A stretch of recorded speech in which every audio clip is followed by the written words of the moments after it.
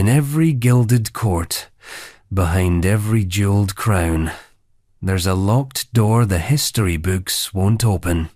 Tonight, we're kicking it wide.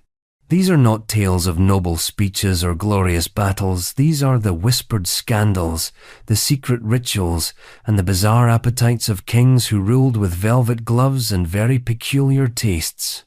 From hidden passageways to custom-built contraptions, their desires shaped empires as much as their wars. This is the history you weren't meant to hear, and once you do, you'll never look at a royal portrait the same way again. Before we dive in, make sure you hit that subscribe button so you don't miss the rest of history's strangest royal secrets. And while you're here, tell me in the comments where in the world are you watching from, and what time is it right now where you are. King Edward VII of the United Kingdom. It's easy to forget that royalty, for all their polished portraits and public speeches, often lived lives shaped more by desire than by duty, and sometimes that desire required carpentry. Edward VII of the United Kingdom, born Albert Edward, was never meant to be remembered for political genius or military prowess. His legacy wasn't built on diplomacy or law. It was built, quite literally, on a custom-crafted love chair in Paris. A throne of sorts, designed to keep him from crushing his partners under the weight of his royal appetites. Yes, Edward was a large man. By the time he reached his middle years, he had become something of a walking contradiction, stuffed into silk waistcoats and stuffed with 5-course meals. And yet his appetite for company outpaced even his waistline. It wasn't the mere fact that he had mistresses. That was par for the course in royal circles. It was the operational scale. Edward didn't have lovers. He had logistics. He frequented the famed brothels of Paris, not with secrecy, but with ceremony, and the French, ever pragmatic, adapted to their client. Maison Le Chabanais, a luxurious den of velvet and discretion, became a second palace. It was here that the infamous chair was commissioned, a device with stirrups, padded rests, and structural integrity befitting a monarch. Its purpose? To enable the king to engage in his preferred arrangements with 2 partners at once, without physical injury. Imagine the royal carpenter's notes. Supports up to £250, upholstery, burgundy, intimacy, optimized. But the absurdity of it all was never the punchline. The real twist came in the contrast.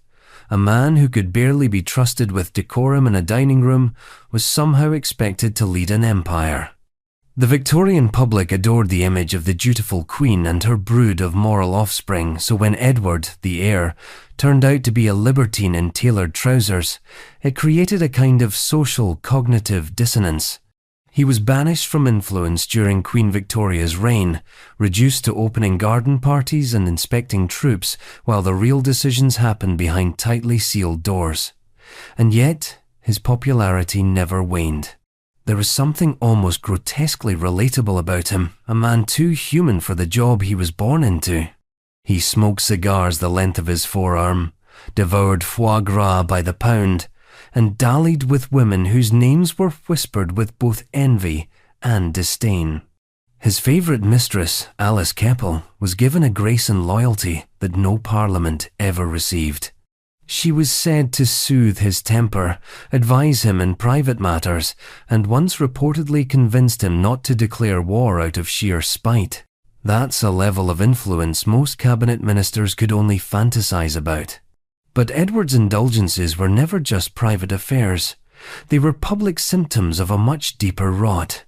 The British Empire was at its peak outwardly stoic, militarily dominant, industrially unshakable, and yet its heir apparent was spending his nights reclining on a custom-engineered contraption, attended by Parisian professionals who knew him more intimately than half his ministers.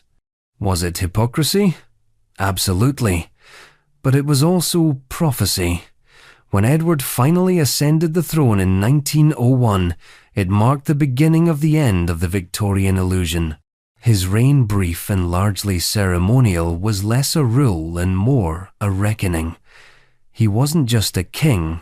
He was a mirror held up to an empire that had convinced itself it was morally superior to the very colonies it exploited. Edward VII's love chair wasn't just furniture. It was an artifact of the quiet contradiction that sat at the heart of modern monarchy. The illusion of decorum maintained by a very physical, very human mess behind the curtain. And the deeper irony? That very chair tucked away in some collector's vault or museum basement might just be one of the most honest symbols of British imperialism.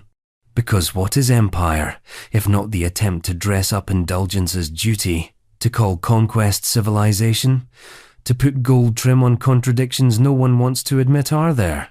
And as Edward puffed on his cigar and surveyed the world he would briefly inherit, one wonders if he ever considered what might happen when the chair broke not the wooden one in Paris, but the metaphorical one.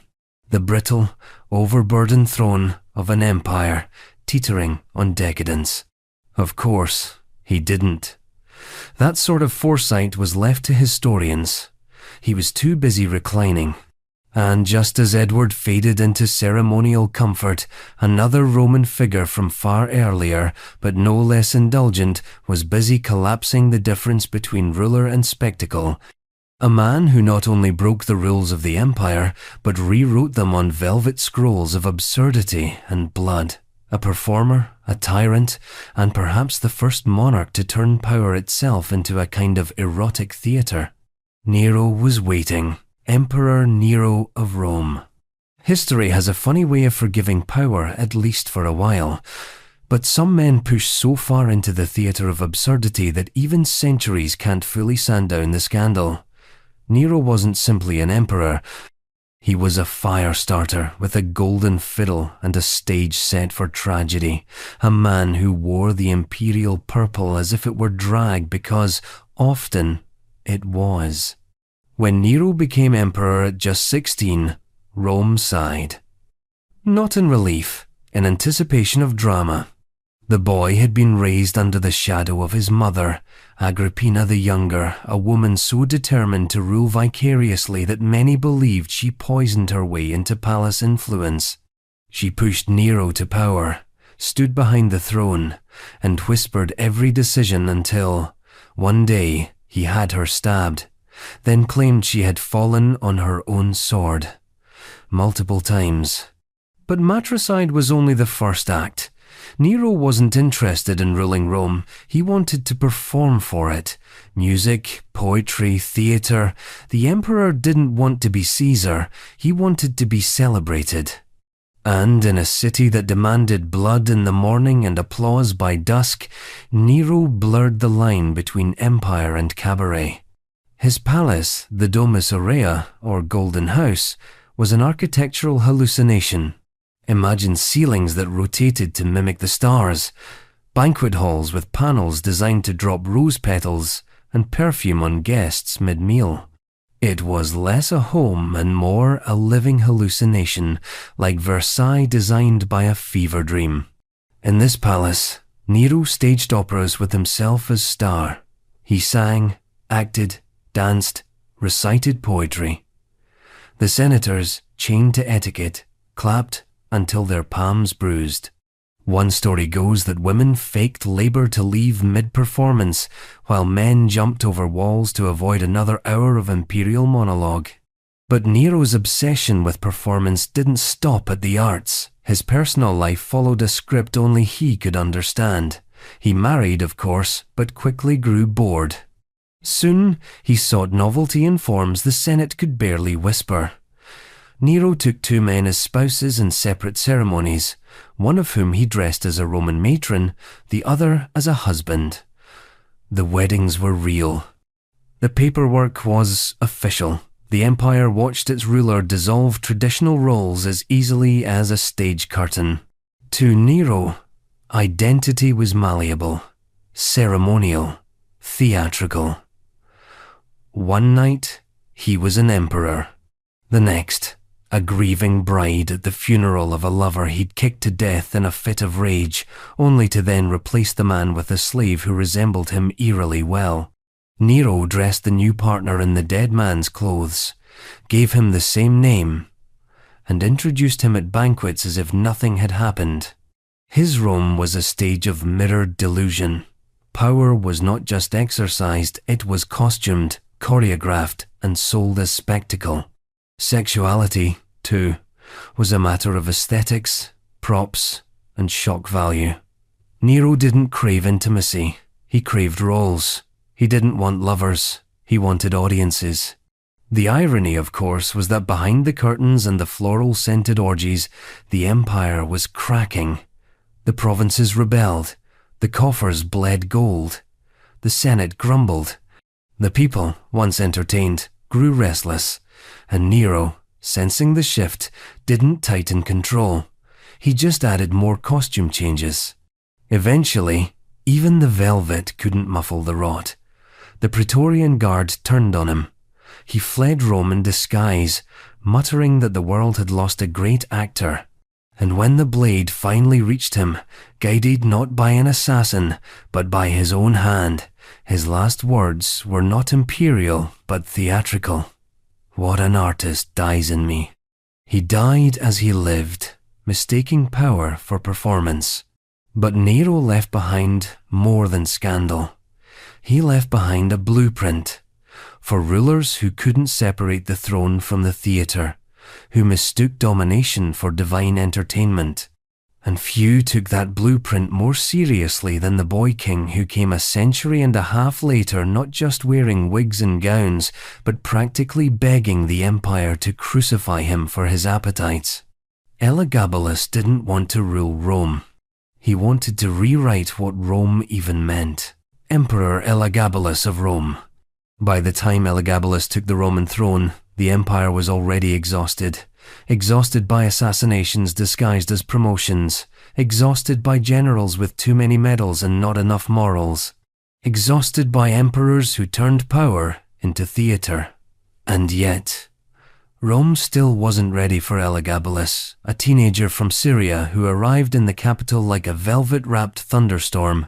He was just 14 when declared emperor a living god, according to his mother and grandmother, who orchestrated his rise with the kind of political finesse that usually involves poison and priests. But the divine boy didn't act like Augustus or even Nero. He acted like someone who saw the throne not as a responsibility, but as an instrument of personal expression, an ancient TikTok feed with no filter, all spectacle, and a complete disregard for public opinion. His real name was Varius Avitus Bassianus. The name Elagabalus came from the Syrian sun god he served as high priest. That should have been the first clue. When your emperor is named after a deity of fire and ecstasy, expectations should be adjusted accordingly. He didn't ease into power, he smashed into it, draped in silk and surrounded by dancers, eunuchs and whispers. The Roman elite, grim-faced, stoic, allergic to improvisation, were horrified. Not because he had tastes, but because he made no effort to hide them. Elagabalus turned the imperial palace into a personal playground of aesthetic chaos. He replaced Jupiter with Elagabal, the foreign god from his homeland, and built a lavish temple where Romans were expected to bow and pretend they understood what was going on. They didn't. But what disturbed Rome most wasn't religious. It was personal. Elagabalus blurred every line that Roman society had spent centuries carving in stone. He wore makeup, plucked his body hair, painted his eyes, and dressed in gowns sewn from gold thread. He referred to himself as a woman in private, and in public he demanded to be called Empress. He married multiple times, men and women, sometimes both in the same year, with ceremonies so extravagant they made Nero's weddings look like potlucks. One of his most talked about relationships was with a charioteer named Hierocles. whom Elagabalus reportedly called his husband and treated as a dominant partner, an inversion of social norms that sent the Roman aristocracy into a kind of moral allergic reaction. The rumours were relentless, that he offered money to surgeons to craft him new anatomy, that he hosted contests among his lovers to determine who had the most manly strength, that he lined banquet cushions with rose petals so deep they smothered guests. Rome loved spectacle, but it feared spectacle that didn't explain itself, and Elagabalus had no interest in explaining anything. He didn't even pretend to be Roman. He was a foreign god prince in a city still pretending to be a republic. To the Senate, he was chaos incarnate. To the people, he was scandal with a crown. But to himself, Elagabalus was a performance art piece, a living contradiction. A monarch who treated gender, identity, power, and religion like colours on a palette to be mixed, blurred, reapplied. In the palace, he surrounded himself with delicate boys, dancers, actors, and guards selected more for aesthetics than loyalty. He gave out government jobs in exchange for flattery, summoned entire councils just to decide his next outfit, and treated military campaigns like fashion shows. He didn't rule, he curated. But Rome imperial, conservative, self-important Rome had limits, and Elagabalus didn't just cross them, he danced over them in heels. His grandmother, who had orchestrated his rise, eventually realized the city's patience was disintegrating. Fearing a full-scale revolt, she aligned herself with the Praetorian Guard. And, one day, in a plot as Roman as it was inevitable, Elagabalus was dragged from his chambers and murdered alongside his mother. His body was thrown into the Tiber, stripped not just of clothing, but of identity, erased from history, rewritten in shame, but not forgotten. Because Elagabalus didn't just push the boundaries of imperial decorum, he revealed how fragile those boundaries were. That behind Rome's granite laws and marble temples lived a fear of ambiguity, of softness, of the unclassifiable. He didn't just scandalize the empire, he exposed it. And in his brief, chaotic reign, he left behind a question no dagger could answer. What if the real perversion wasn't in breaking the rules, but in pretending they were sacred to begin with? A question that echoed, centuries later, in the jeweled halls of another royal court, where men in ruffled collars wrote poetry by candlelight, watched masked dancers twirl under stained-glass windows, and passed whispered rumours about a monarch whose pleasures were wrapped in silks and secrets. France would never admit it, of course, but Henry III had turned voyeurism into politics. King Henry III of France. France has always had a flair for performance, the art, the fashion, the flirtation of revolution. But in the late 16th century, that flair wasn't just cultural, it was royal. King Henry III didn't just wear the crown, he accessorized it. With pearls, perfume, and a rotating entourage of male favourites known across the country not for their politics, but for their cheekbones. He was crowned at 22. Already infamous for his appearance and his appetites. Henry preferred silk to steel, incense to incensement.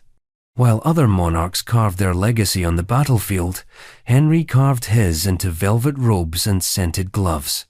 At a time when masculinity was defined by swordplay and siring airs, Henry hosted elaborate masked balls where courtiers danced in drag, veils, and scandal.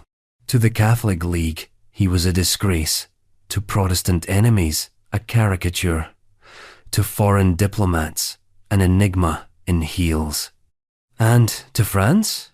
France wasn't sure. Henry was a contradiction the public couldn't categorize. He prayed daily, dressed like a peacock, and disciplined his enemies with a level of precision that defied his otherwise decadent aesthetic. He spent hours in confession and even longer in costume. His court was filled with religious relics and erotic performances. Some of them reportedly happened on the same night. The contradictions weren't hidden. They were choreographed. At the center of this paradox stood the mignons, a group of exquisitely dressed, impossibly beautiful young men who followed the king like a living fashion accessory line. They wore earrings, curled their hair, and whispered politics between flirtations. The nobility loathed them, the people mocked them, the king adored them. Henry's fondness for these companions wasn't just emotional, it was theatrical. He choreographed their dances, arranged their duels, and sat watching from his throne as they bled for honor or attention. In one legendary case, a group of mignons engaged in a public sword fight over a perceived insult, an event so violent it shocked even a France desensitized to violence. Several died, not for nation nor king, but for vanity, for spectacle.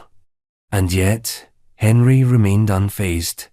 He wore mourning black for the fallen, gave grand speeches about virtue, and promptly resumed his nightly entertainments. Because for Henry, power wasn't just about law or war.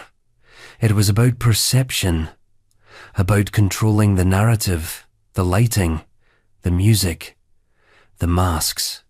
He understood, instinctively, that ruling France meant performing France, and that meant giving the audience something they'd never seen before. A king who confessed sin in the morning, wept in chapel, and then slipped into pearls by sundown. The rumors were endless, that he spied on couples through secret chambers, that he wore corsets beneath his royal tunic, that he commissioned erotic plays performed by candlelight while bishops dined nearby. Whether true or not hardly mattered. Henry seemed to blur fact and rumour by design. The ambiguity became his camouflage. But ambiguity is dangerous currency in a kingdom torn by religious war. France at the time was a cauldron of tension, Catholics, Huguenots, nobles, peasants, all boiling together under a king whose biggest scandal, to some, wasn't his indulgence, but his indifference. He seemed aloof to suffering, distant from the politics that actually mattered. While Paris burned with sectarian hatred, Henry adjusted his lace cuffs. Eventually, that contradiction caught up to him. In 1589, Henry was assassinated by a fanatical monk who believed he was cleansing France of corruption. But even his death felt staged a blade to the gut while he was recovering from yet another elaborate ceremony. Blood on silk.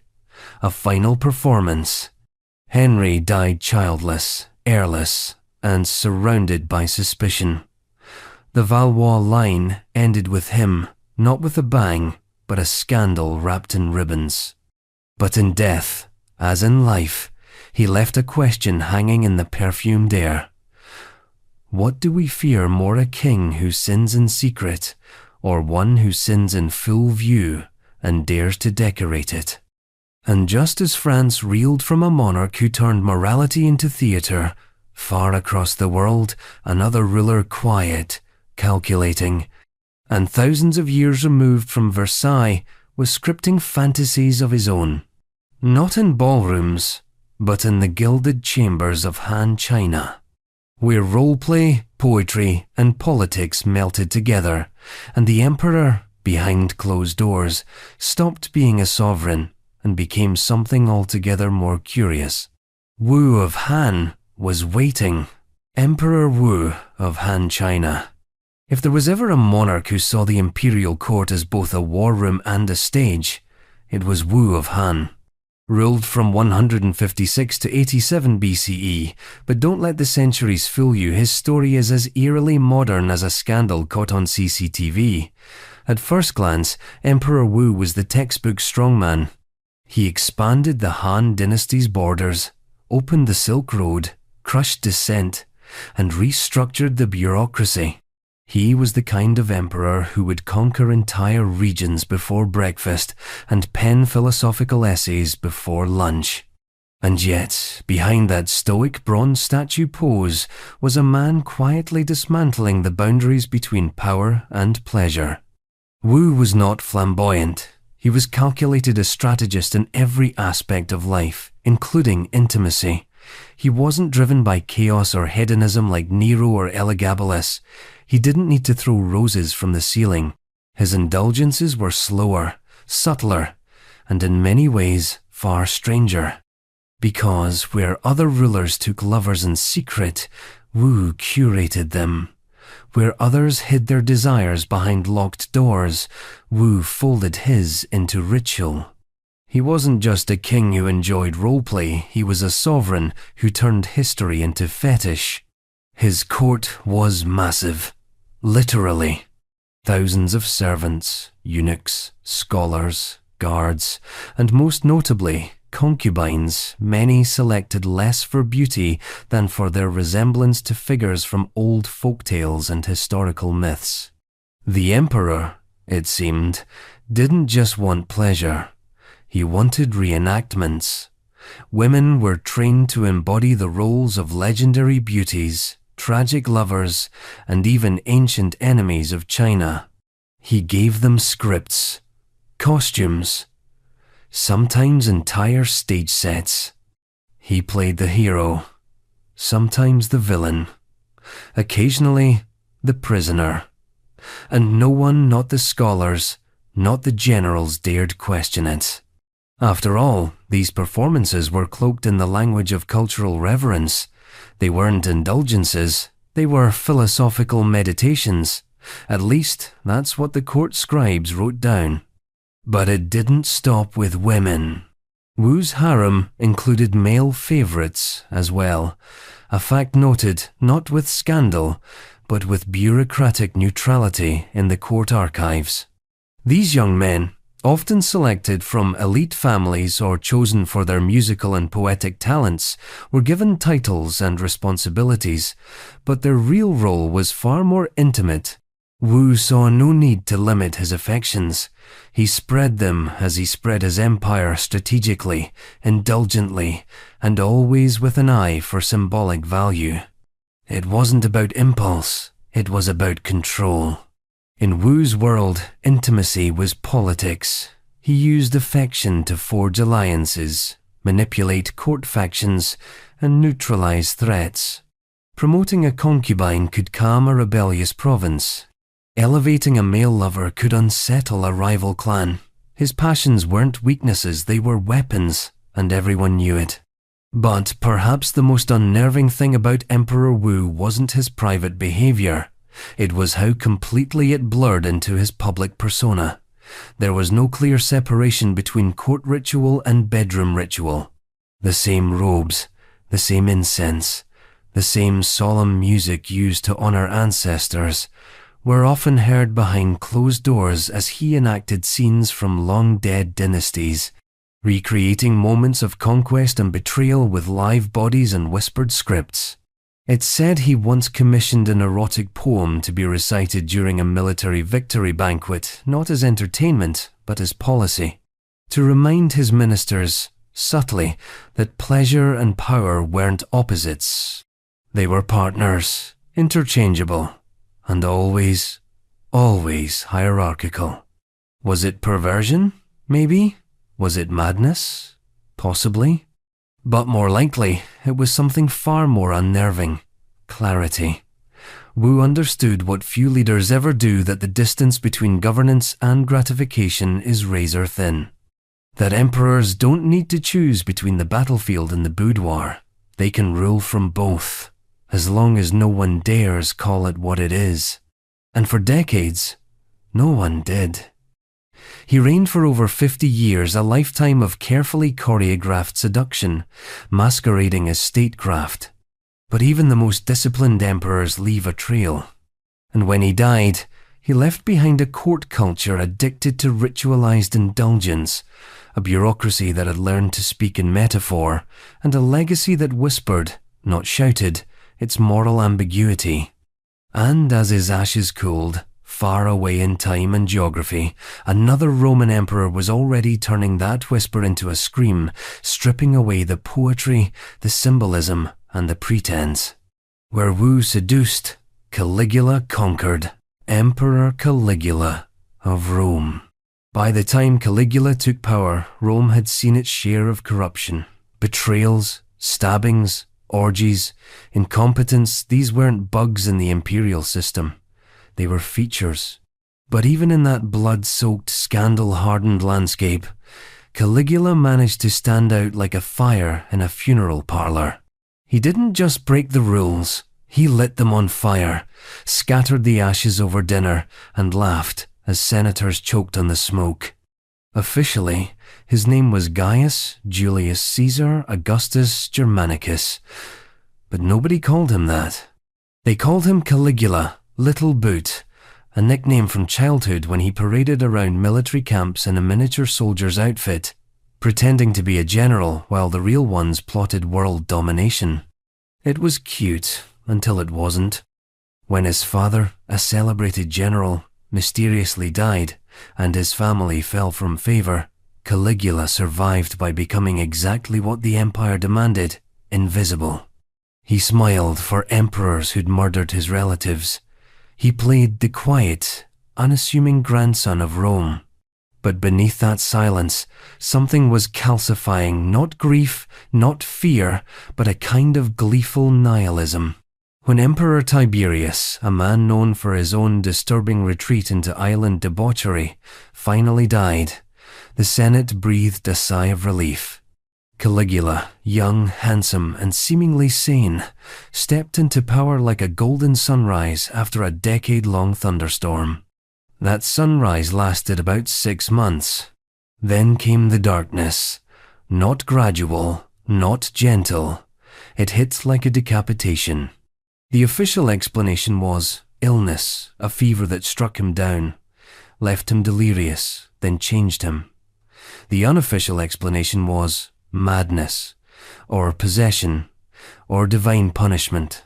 Or maybe the fever just knocked loose whatever fragments of morality he'd been pretending to carry. Whatever the reason, the Caligula who emerged from that sickbed was not a man. He was a performance.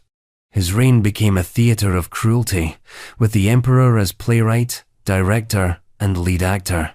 He turned the palace into a rotating stage of fear and farce. Senators were humiliated for sport. Nobles were ordered to run beside his chariot like horses. Entire banquets were held where guests didn't know if they were being honored or prepped for execution. He once made his horse, Incitatus, a priest.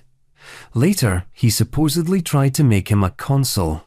The move was so absurd that some historians argue it was satire, a mockery of the Senate's obsequiousness. But with Caligula, you could never tell if the joke was real or if the punchline was your funeral.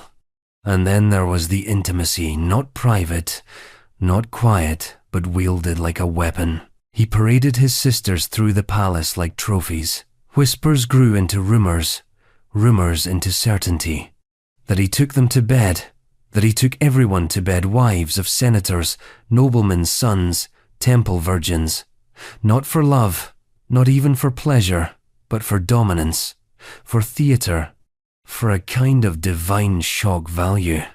He didn't hide it, he flaunted it. He would call senators' wives to his chamber during banquets, disappear with them behind a curtain, then return and comment publicly on their performance, sometimes as critique, sometimes as mockery. And nobody objected. They couldn't. One wrong word, and your whole bloodline vanished. The line between Caligula's public policy and his private perversions didn't blur, it was deliberately erased. Laws bent to his moods. Trials were held for entertainment. Executions happened during meals. It wasn't just cruelty. It was curated insanity, as if the empire itself had become an interactive art exhibit in sadism. But here's the twist. He believed he was a god. Not metaphorically, literally. He declared himself divine, demanded temples, and instructed people to worship statues of him in their homes. Lightning bolts became omens, horses became oracles. He even ordered a bridge built across the Bay of Baiae so he could gallop across it in full armor, proving that he could defy prophecy and logic. And Rome, desperate to survive, nodded along, laughed at his jokes, applauded his speeches, and quietly sharpened knives. After just 4 years, the curtain finally dropped. A conspiracy among his own guards ended the performance. The assassination was brutal, frenzied, almost religious, like Rome was trying to purge itself of whatever spirit had taken hold. But Caligula left behind more than trauma. He left a warning. That unchecked power doesn't just corrupt. It decays. It festers in the dark corners of the throne room until what sits on the seat of empire isn't a man but a mirror. One that reflects back every fear, every weakness, every desperate denial of the people who allow it to stay.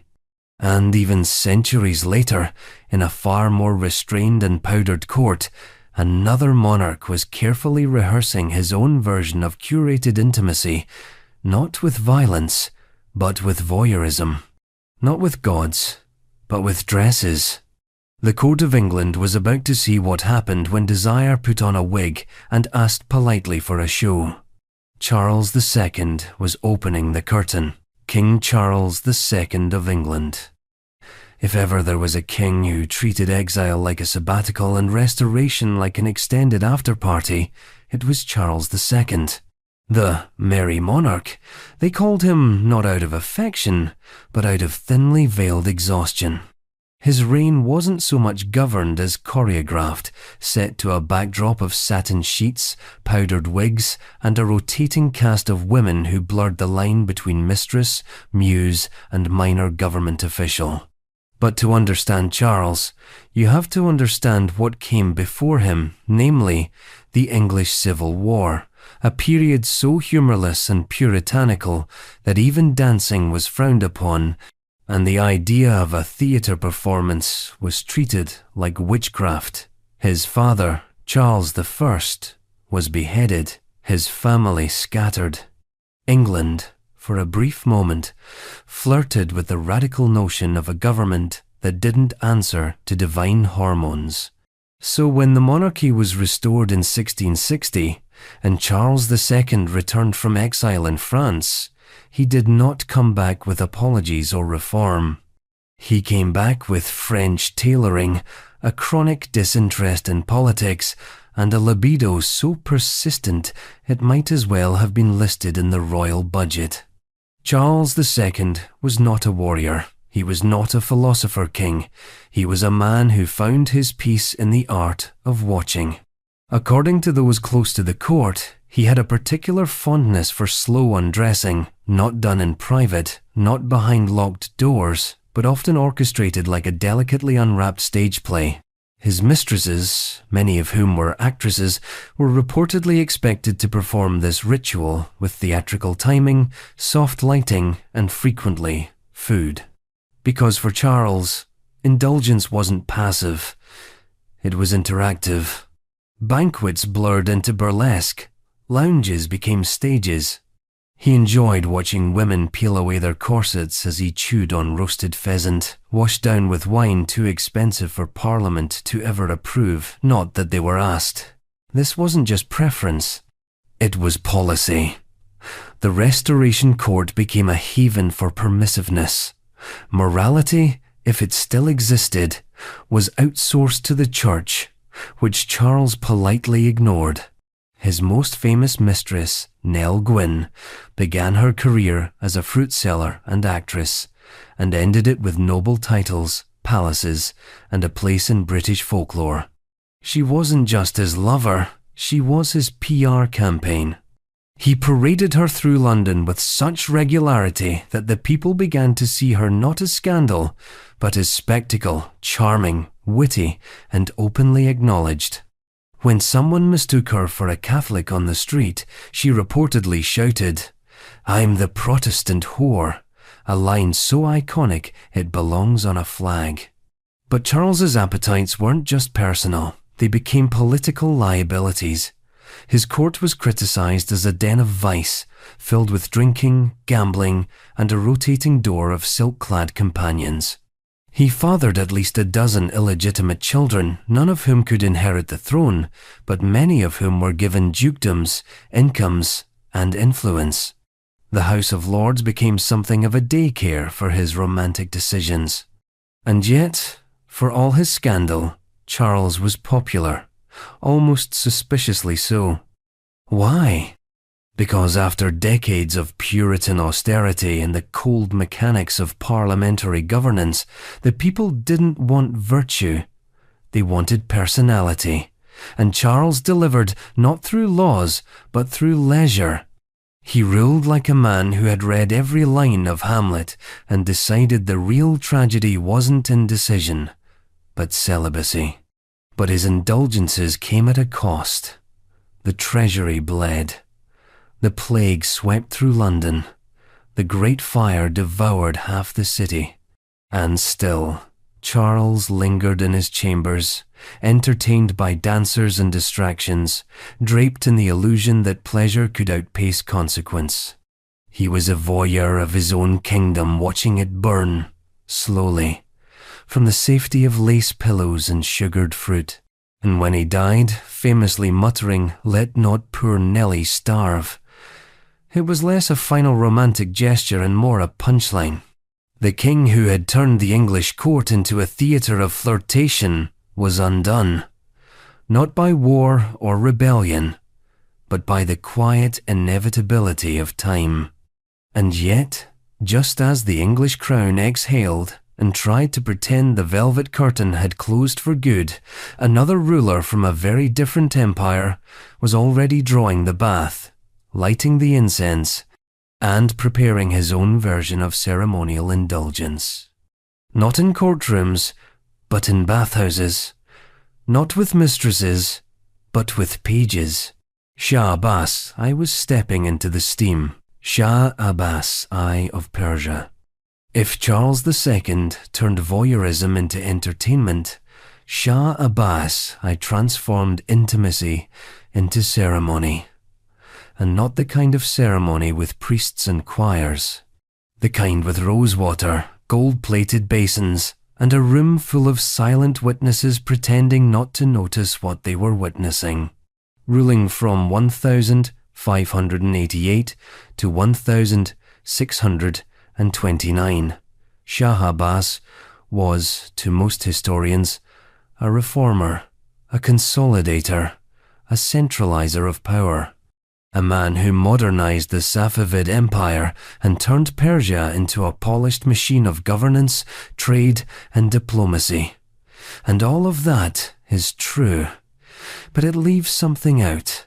Something that only surfaces when you peer past the palace gates and into the domed, dimly lit sanctuaries of his bathhouses. Because that's where Shah Abbas's real policies were made. Not in the court, but in the steam. At first glance, it all looked respectable. Bathhouses or hammams were sacred spaces in Persian culture, centers of cleanliness, health, and spirituality. But under Abbas, they became something else entirely, a performance space where bodies were washed, politics were softened, and boundaries, social, sensual, and otherwise, were deliberately erased. The Shah's favourite attendants were not ministers or scholars, but young pages selected, trained, perfumed. They were not just there to scrub the emperor's back, they were part of an aesthetic, a curated experience. They moved through steam like dancers, oiled and silent, trained in precise rituals of service. There were no accidents in a bathhouse run by Abbas, only choreography. And within this choreography, Shah Abbas began to shape something deeper, a kind of private theology, one that didn't quite follow the Islamic law he outwardly upheld, but operated in its own quiet domain. He wasn't flamboyant like Caligula or erratic like Elagabalus. He was disciplined, controlled, chillingly so. He would enter the bath in silence, no guards, no scribes, just scent jasmine, saffron, citrus thick in the air, and the boys, always in place. One would pour, one would massage, one would recite poetry. And Abbas, regal in silence, would watch, listen, and on rare occasions engage, not just with touch, with control. He used these rituals not to escape the pressures of power, but to reinforce them, to test loyalty, to reward obedience, to observe without speaking. These weren't just moments of personal pleasure. They were rehearsals for how he governed the entire empire through layered performance, subtle coercion, and a talent for making submission look like devotion. It's said that Abbas would sometimes stage elaborate games in the hammam reenactments of military campaigns, dramatic readings of Sufi mysticism, even mock parliaments. Pages were made to act out roles: soldiers, enemies, lovers, traitors. And always, the Shah watched from the pool, wrapped in silk, a ghost of divine judgment in human form. He wasn't interested in scandal, he was interested in order. Every touch, every gesture, every flick of the hand was part of a deeper pattern of discipline. And yet the rumours still crept through the marble corridors that the Shah's favourite pages were elevated beyond reason, that appointments to the court were sometimes made not by merit, but by the softness of a gaze. That generals resented being outranked by adolescent cupbearers. But no one challenged it, because to challenge Abbas was to challenge the only thing holding Persia together. He had no time for rebellion. He exiled his sons, blinded rivals, and executed ministers when they ceased to entertain him. But in the bathhouse, no one screamed, no one rebelled. They obeyed, soaked in silence, until they were dismissed or disappeared. And when he died, Persia wept, not for the rituals, but for the illusion of control he so meticulously crafted. The bathhouses stayed open. The pages stayed trained, but the choreography grew hollow. Without Abbas, it was just steam. And far to the east, another emperor was already sketching his own vision of intimate power, not in hammams, but on scrolls. Not through discipline, but through painted fantasy. Huizong of Song China was about to turn his palace into a gallery of desire. Emperor Huizong of Song China. In the great catalogue of emperors who lost empires while distracted by art, few fell as gracefully or as decadently as Emperor Huizong of Song China. He didn't rage like Caligula, didn't parade like Charles, and didn't punish like Abbas. He painted. He composed poetry. He built gardens designed to imitate the landscapes of myths. And while the frontiers of his empire buckled under the weight of foreign invasions, Huizong was somewhere deep in the palace, deciding whether an inkwash looked more evocative in pale cinnabar or bone black. He was, by many standards, a genius. A true polymath. Calligraphy, music theory, floral arrangement, all mastered. But this mastery came at a cost. Huizong didn't merely rule a palace. He curated it, transformed it into an enormous aesthetic experiment, where governance was almost an afterthought, and beauty itself became a form of obsession. And nowhere was that obsession more on display than in his approach to desire. Huizong didn't storm through history as a violent pervert or flamboyant libertine. He preferred elegance. He preferred nuance. He preferred things illustrated. Under his reign, the imperial court became a kind of living erotica anthology, equal parts literary salon and private theatre. He had an entire division within the palace dedicated to the production of erotic art scrolls, paintings, silken panels not crude but exquisitely detailed. Each scene was a narrative, each body a brushstroke. These weren't just for idle viewing, they were scripts. Huizong reportedly used them not as fantasy, but as instruction directing concubines to reenact specific poses, moods, even facial expressions. Every room in his palace became a chamber stage with lighting, props, and costuming to match the scroll in his hand. He turned intimacy into performance and himself into both audience and director. But the emperor didn't stop at performance. His taste demanded participation. He was known to compose musical scores to accompany specific bedroom rituals, treating them like operatic scenes, complete with rhythm, mood, and emotional arc. Court musicians were sometimes required to play just outside the curtain. The imperial bedroom, under Huizong, was a production poetic, methodical, unnervingly beautiful. And yet, for all the elegance, there was something distinctly clinical about it all. Huizong's women, and there were many, were often chosen for their resemblance to characters in ancient poems or historical dramas. Some were trained for months to mimic the movements of legendary figures. Others were selected for their ability to strike a certain silhouette against a lantern-lit screen. Intimacy was not personal. It was symbolic, aesthetic, sometimes indistinguishable from the art that adorned the palace walls. Even the emperor's garden was designed with erotic possibility in mind.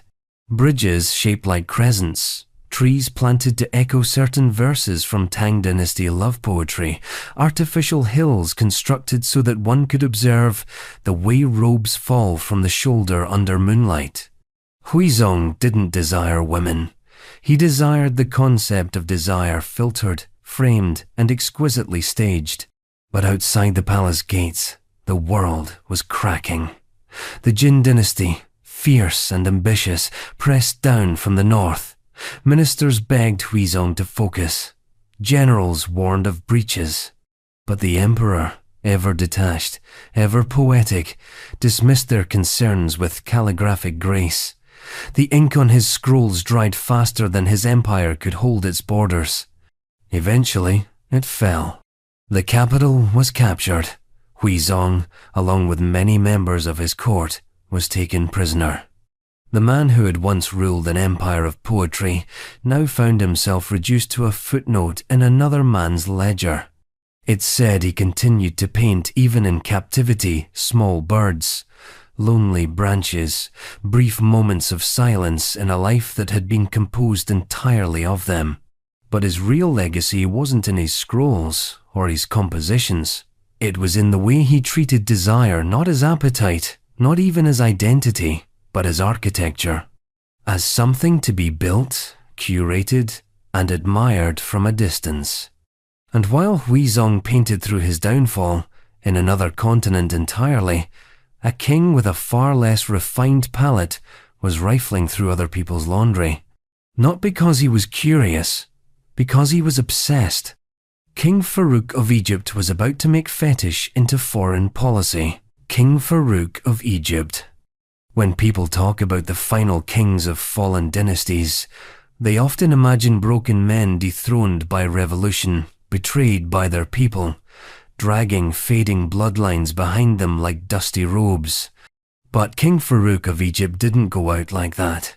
He went out like a man caught red-handed in someone else's lingerie drawer, because, well, he often was.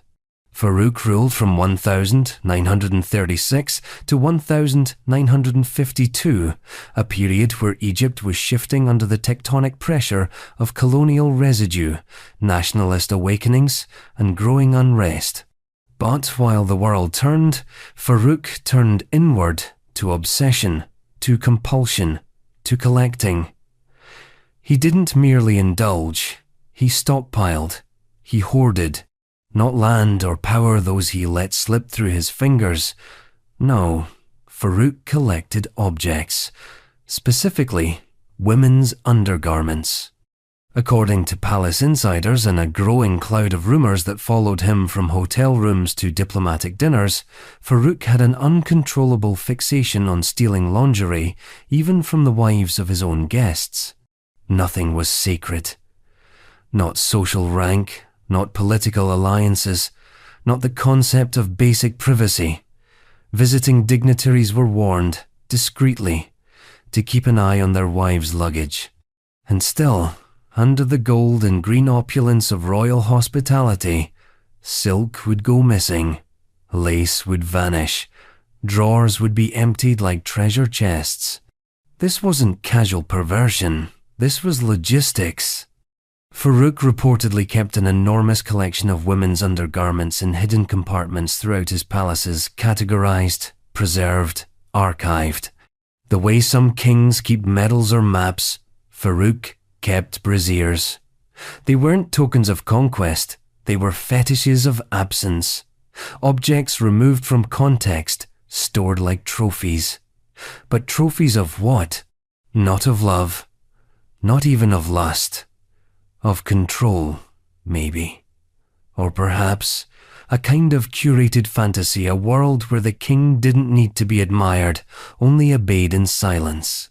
But his obsessions didn't end in the bedroom. Farouk was addicted to acquisition in all forms. He devoured food with manic excess, consuming banquets meant for 20 in a single sitting. He gorged on chocolate, foie gras, and alcohol, until his body swelled into grotesque caricature, once slim and handsome, now barrel-like and waddling, wrapped in tailored suits stretched to their limits. He collected coins, watches, rare stamps, vintage cars, dozens, hundreds, stashed in garages while the streets of Cairo crumbled under poverty.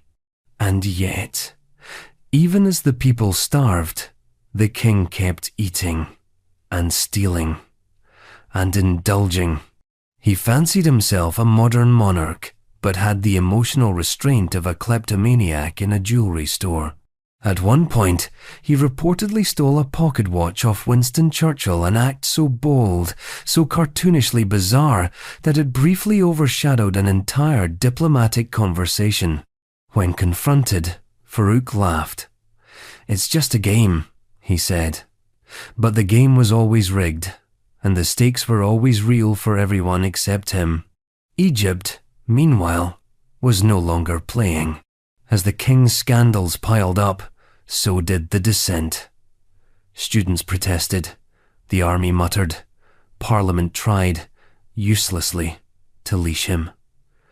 But Farouk couldn't be leashed. He could only be distracted. He lived as though he was starring in a private noir fantasy, the suave anti-hero who slips into women's rooms and disappears with their secrets. But in reality, he was more voyeur than villain, less Casanova, more compulsive thief in a palace built of denial.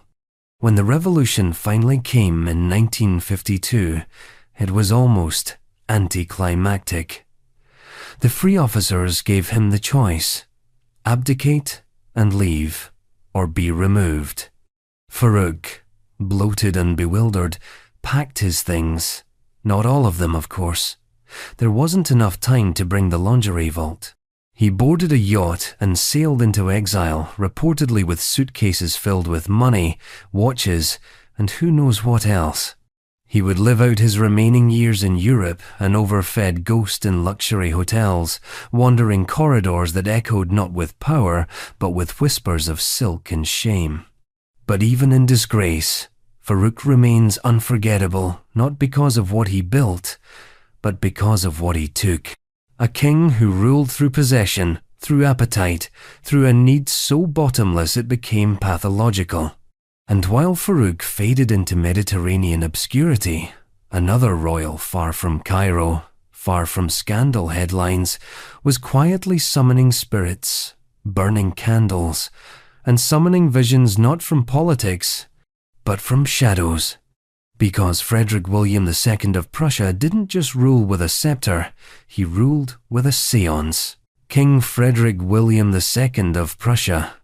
Some monarchs use faith to justify war, others use it to comfort their subjects. King Frederick William II of Prussia used it to organize orgies. He was never meant to live in anyone's shadow, least of all that of his infamous predecessor Frederick the Great, a rigid, intellectual titan who disdained emotion and ruled with ice in his veins.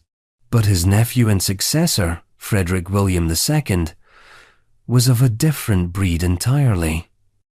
Where the elder Frederick saw power as a burden, the younger one saw it as an invitation to indulge, to spiritualize his lusts, and to hide them in candlelit ceremonies that he insisted were for the soul. But the soul, apparently, had very specific tastes.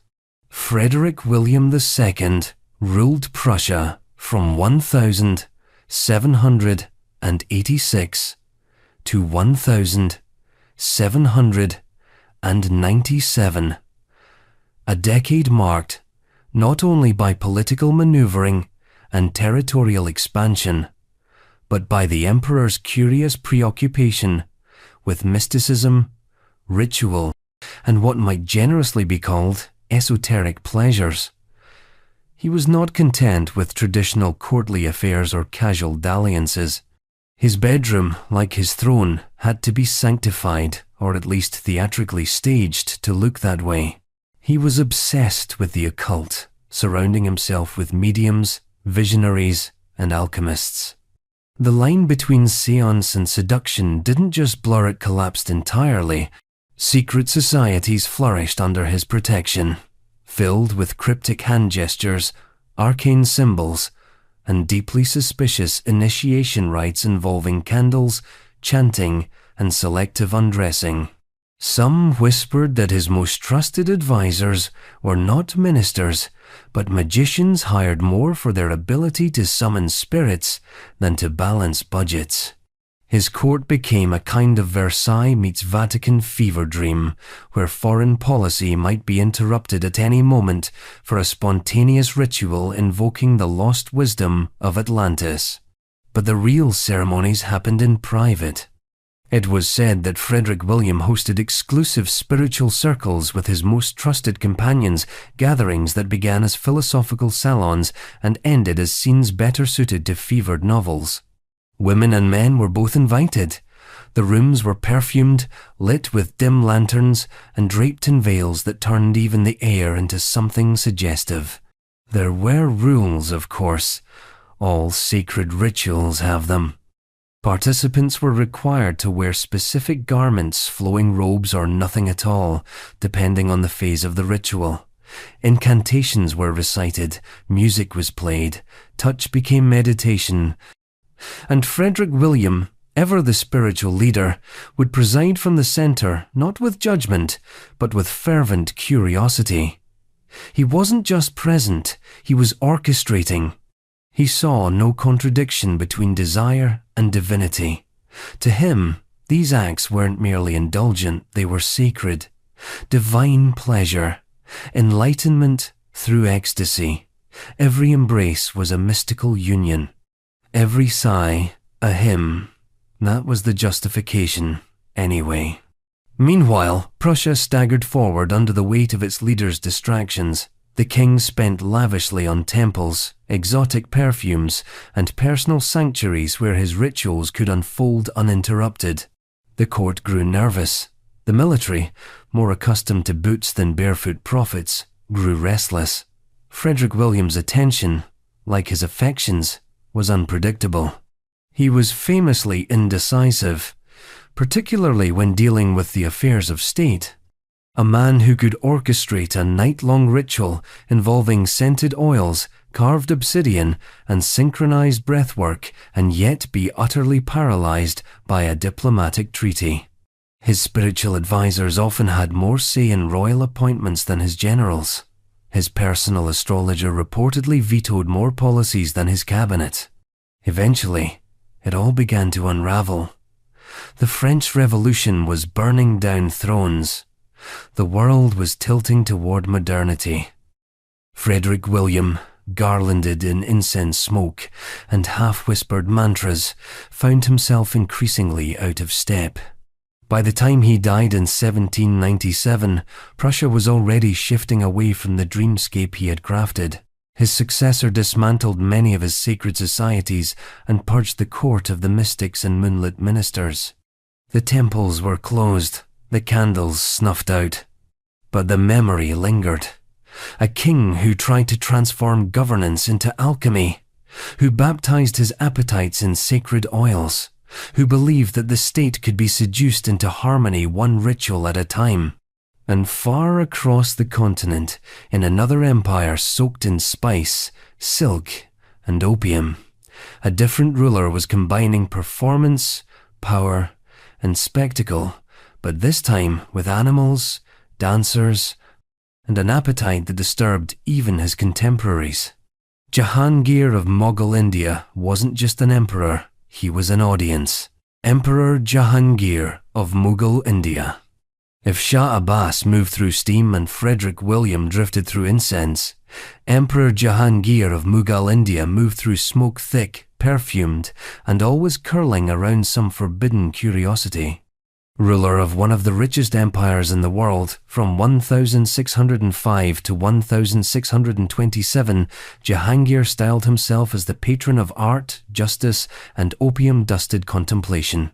And yet, behind the meticulously painted miniatures and the glassy-eyed poetry, there was something else happening. Something more elaborate, more theatrical. Something that would leave even his own courtiers quietly disturbed. Jahangir didn't conquer, he curated.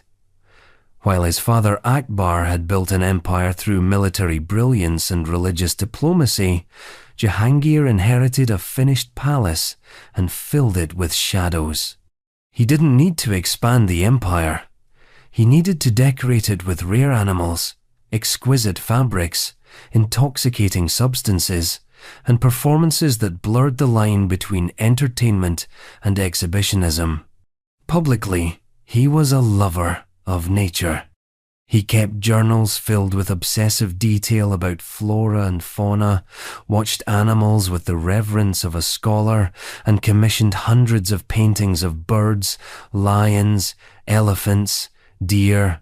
But that affection wasn't always innocent. Behind the artistic fascination with animals lay a darker performance ethic, one that incorporated these creatures into highly choreographed spectacles. At court banquets and private festivals, Jahangir would stage elaborate entertainments where dancers, musicians, and trained animals performed together in what can only be described as living tableau. The dancers were handpicked, many of them barely more than girls, adorned in silver bells and translucent silk, trained in stylized movements meant to echo the behavior of animals. One might crawl like a tiger, another slink like a serpent. Some performances involved literal animals, released into the space mid-dance, blurring the metaphor entirely. The emperor would sit in an elevated pavilion, surrounded by cushions, opium pipes, and a rotating court of favorites, observing in silence. He didn't clap, he didn't speak. He simply watched, expressionless, as court dancers weaved around leopards and falcons under moonlight, their routines measured to the sound of flutes and the rustle of gold-threaded skirts. Some of these acts were said to have crossed into territory that no one dared describe plainly. Foreign visitors, whose reports somehow escaped Mughal censorship, wrote of erotic animal mimicry so unsettling, even seasoned courtiers turned away.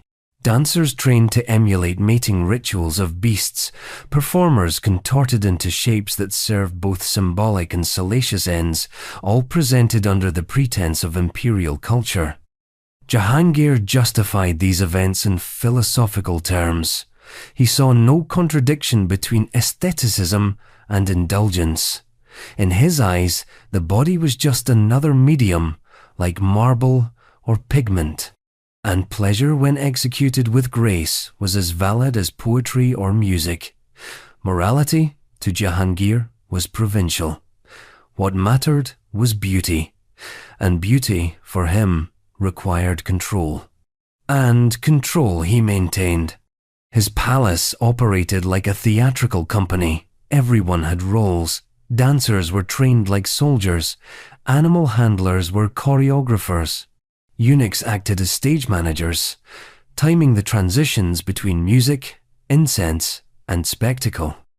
The emperor oversaw it all, from a chaise of sandalwood and ivory, too intoxicated to move, too lucid to miss a detail.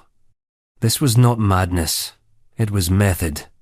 Even his approach to punishment echoed his aesthetic. Criminals weren't simply executed, they were paraded, displayed, used as visual warnings to the disobedient. And just as he adorned his court with sensual ceremony, he used brutality as theatre. Pleasure and punishment existed on the same stage, back to back, separated only by costuming. Yet, for all his control, Jahangir often seemed haunted. In his later years, bloated by addiction and paranoia, he began to retreat into fantasy. The performances became more elaborate, more surreal, as if he were trying to disappear into them. The dancers grew younger, the animals more exotic, the court more silent.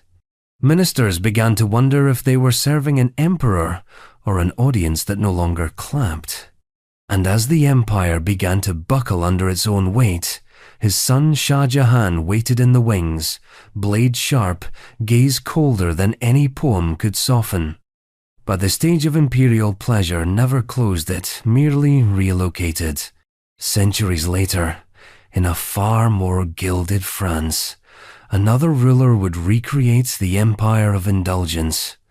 But this time, the dancers were younger, the audience smaller, and the secrecy more deliberate. Because Louis XV didn't throw festivals, he built an entire house for his desires. King Louis XV of France. By the time Louis XV came to power, France had already perfected the art of masking decay in velvet. The court at Versailles shimmered with chandeliers, powdered faces, and diplomacy that smelled like perfume and rotted from within. But Louis XV, the great-grandson of the Sun King, took this contradiction and distilled it into something far more intimate. Less about grandeur, more about control. Less public theatre, more private choreography. He was crowned in 1722, still a boy, soft-eyed and easily moulded. But that boy became a man whose desires were not erratic like Caligula's or theatrical like Jahangir's. They were deliberate, organized, systematized. He didn't flirt with scandal, he structured it.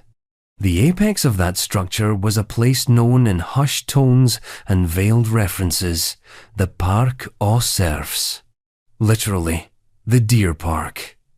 A quaint name for what amounted to a state-funded pleasure compound nestled quietly near Versailles. While the palace entertained diplomats, the Deer Park entertained the king. This was not a brothel. That word would be too crude for Louis's sensibilities. The king required something more refined, a private residence designed to house young women, selected, groomed, and kept in seclusion for his personal indulgence. Discretion was key. The women were not paraded or boasted about.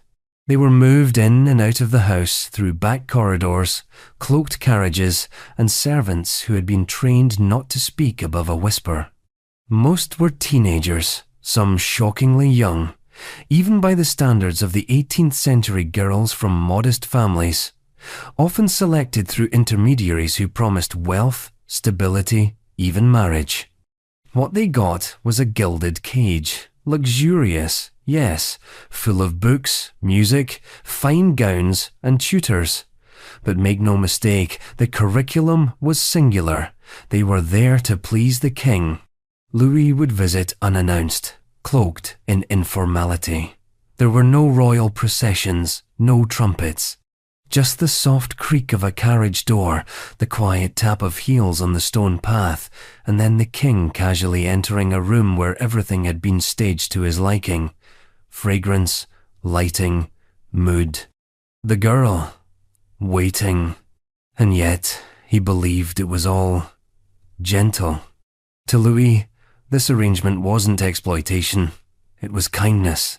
He treated the girls well, in the sense that they were not beaten, not discarded without compensation. He paid dowries when they left, arranged marriages to lower nobles, gave pensions to those who bore him children. He convinced himself and his closest advisers that he was not a predator, but a patron, a protector, a romantic. This delusion was enabled by layers of court etiquette designed to insulate power from accountability. The nobles didn't object. They were too busy with their own affairs, too afraid to lose access. The church looked away, preferring to criticize Enlightenment thinkers instead. And the people heard whispers. They saw the bills. But they were too crushed by famine and taxes to mount anything more than gossip. As Louis aged, the arrangement became grotesque in its efficiency. He no longer sought pleasure, he required it. It became routine, bureaucratic. His mistress-in-chief, Madame de Pompadour, brilliant, cultured, and past her years of sexual influence, was said to have managed some of the recruitment herself. Not out of jealousy, but practicality. The king still needed stimulation. France still needed stability. One was dependent on the illusion of the other. But the illusion was cracking.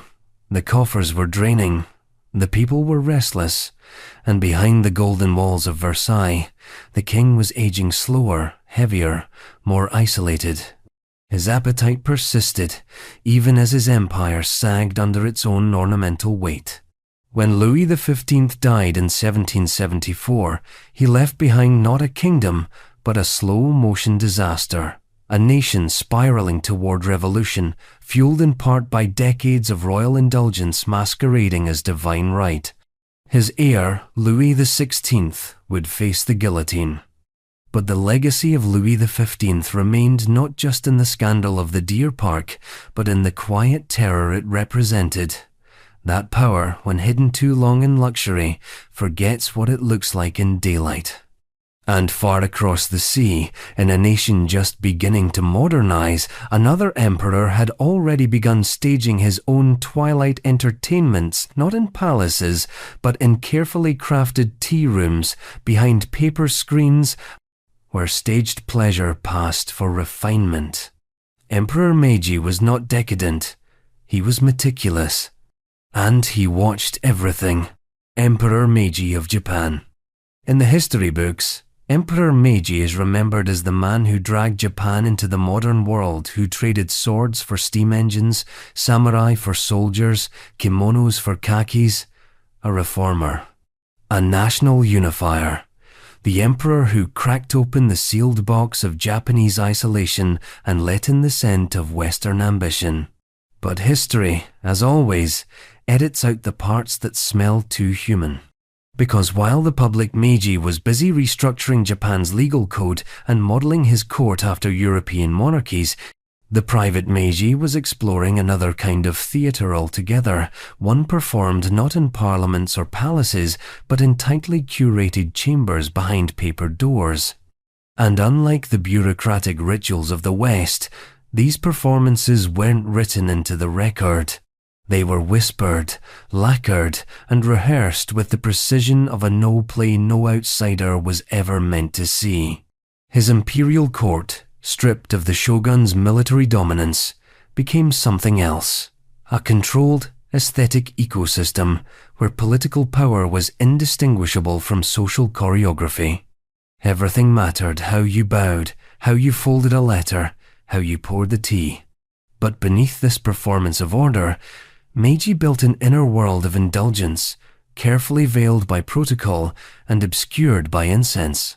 At the center of that world were the women, geisha, concubines, handmaidens, and the rituals he staged around them. Meiji didn't command orgies or force decadence, he orchestrated theater. The emperor's private quarters were more than luxurious. They were designed a soft labyrinth of tatami, silk screens, and painted fans, where the passage of time was marked by the slow drip of water from carved stone basins. Here, pleasure was not spontaneous. It was art-directed. He would summon geisha, not for companionship, but for performance. Not songs or dances, though those were expected, but staged intimacy. Reenactments, scripts. These were not acts of raw appetite, they were rituals. The women were chosen not just for beauty, but for timing, subtlety, restraint. Everything was slow. Every movement had a rhythm. The untying of a sash could take minutes. A single hairpin might be removed like a ceremonial object, and the emperor would sit, perfectly still, watching. Always watching. He rarely touched, or if he did, it was after hours of performance, and even then, with an almost academic detachment. The act itself, when it happened, seemed less about passion and more about narrative. He wanted to see a story, a role, a historical fantasy, a personal ghost. The women were made to embody figures from poetry, folklore, or distant eras of Japanese nobility. They became symbols. They became time travel. And the emperor, in turn, became a voyeur not of bodies, but of archetypes. One court rumor circulated cautiously among lower attendants described a recurring performance involving two geisha in the roles of rival clanswomen. The emperor would watch as they acted out a centuries-old feud, exchanging lines from classical theatre while slowly disrobing each other. There was no climax. Only ritualized resentment melting into staged forgiveness, all beneath the flicker of oil lamps. This wasn't hedonism. It was something colder, more abstract. Meiji didn't indulge in desire. He dissected it, broke it down into poses, movements, tones. Perhaps it was curiosity. Perhaps it was control. Either way, no one questioned it. Not in a Japan still defining itself in the new global order. The emperor was modernizing the nation, after all, introducing railroads, factories, foreign advisors. A few strange rituals behind closed doors seemed like a small price to pay for industrial rebirth. And yet, that duality, the reformer in public, the director in private, left a mark. It shaped the imperial court for decades. Taught future rulers how to separate face from function, how to keep one hand on the constitution while the other adjusted the lighting in a shadowed tea room. And while Meiji passed quietly into legend, a man who built the scaffolding of modern Japan, another king, half a world away, was slipping into his own empire of appetites. Less quiet, less patient. A man who didn't choreograph desire. He galloped straight into it, because King Pedro I of Brazil didn't want to watch the play. He wanted to be the scandal. King Pedro I of Brazil. Some monarchs bury their appetites in layers of ritual. Others hide behind incense, ceremony, or metaphysical pretense. King Pedro I of Brazil didn't bother with any of that. He charged through the palace doors like a man already mid-affair, trousers askew, half laughing, half daring anyone to stop him. He wasn't elegant, he wasn't subtle. He was Brazil's first emperor, and from the moment he declared independence in 1822, Pedro treated the throne like a prop in a never-ending personal opera. Part revolution, part romance, and part full-blown farce. Where his father João VI had ruled Portugal with the cautious paranoia of a man always waiting for a coup, Pedro ruled Brazil with the erratic energy of someone who didn't believe consequences were real. He was passionate, impulsive, and spectacularly undisciplined. And when it came to his personal life, Pedro wasn't scandalous in the way of French kings or Roman emperors. He was scandalous in a way that felt improvisational. Like he was making it up as he went along, and just happened to drag the monarchy with him. His appetite for women was notorious not in number alone, but in the sheer chaos it brought to court life. He had lovers in every corner of the palace, in broom closets, in music rooms, in the imperial kitchens. But more curious than his compulsive conquests was his habit of attaching elaborate theatrics to them. Pedro didn't just seduce, he performed. He was known to engage in intimate acts during elaborate feasts, hidden barely behind draped curtains while musicians played and courtiers politely pretended not to hear. Servants would bring in platters of exotic fruit mid-scene, which he used not only as snacks, but as props. Mangoes, melons, guavas all became instruments in Pedro's impromptu culinary carnal theatre. The rumour that he once involved a full roasted pig in one of his rendezvous was likely apocryphal, but not entirely out of character. He didn't seem to care if anyone saw. Or maybe he wanted them to. There was a strange, almost childlike glee in the way he scandalized his own court. He didn't cultivate privacy. He weaponized attention. And in doing so, he made his court a place of constant unease, not because it was cruel or violent, but because it was unstable. You never knew if you were walking into a diplomatic meeting or an unscheduled cabaret. The women he took as lovers, many of them married to noblemen, foreign diplomats, or his own advisors, were quickly elevated, publicly favored, and just as quickly discarded. Except for one, Domitila de Castro, the Marchioness of Santos. She wasn't just a mistress, she was practically a co-ruler.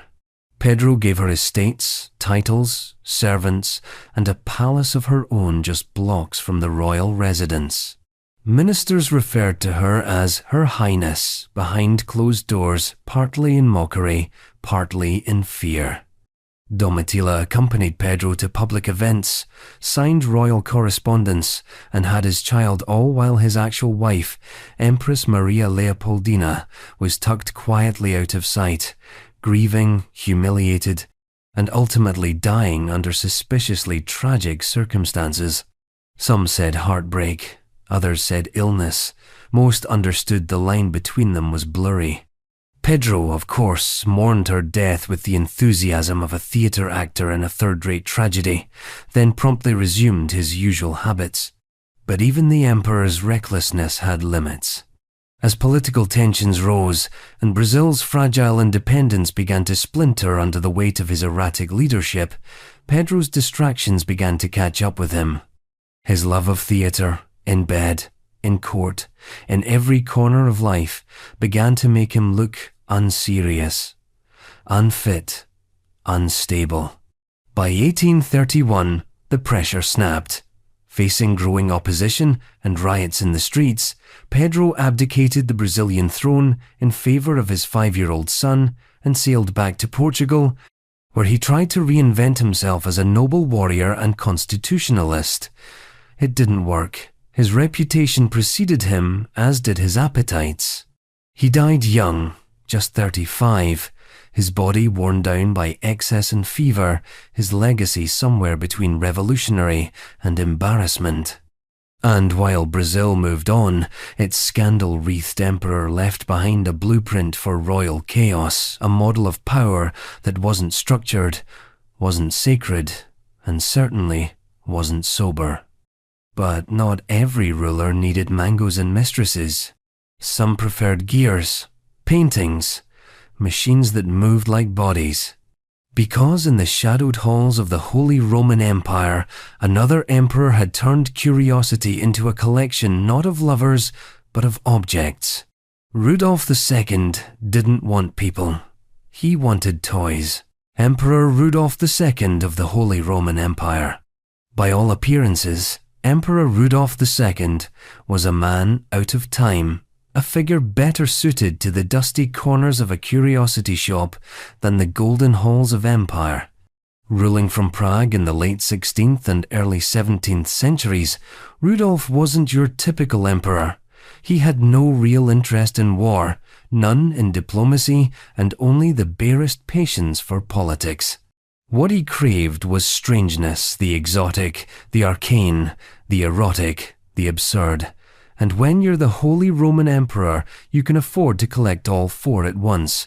His castle became less a seat of government and more a labyrinth of obsessions.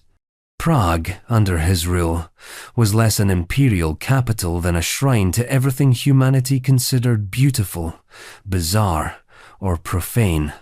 Astrologers, alchemists, philosophers, artists, heretics, they all passed through Rudolf's court, like moths circling a chandelier that pulsed with gold, dust, and mystery. And in the middle of it all sat Rudolf himself, pale, reclusive, increasingly mad, surrounded not by courtiers or generals, but by objects. He amassed one of the largest collections of erotic art in Europe, not tucked away in some private vault, but often displayed proudly among his other curiosities. Paintings of lovers locked in anatomically improbable embraces hung beside celestial globes and preserved mythical beasts in jars. His Kunstkammer, or Cabinet of Curiosities, was a museum of human desire, myth, and flesh. He treated sexuality the same way he treated science and philosophy, as something to be studied, catalogued, and, when possible, mechanized.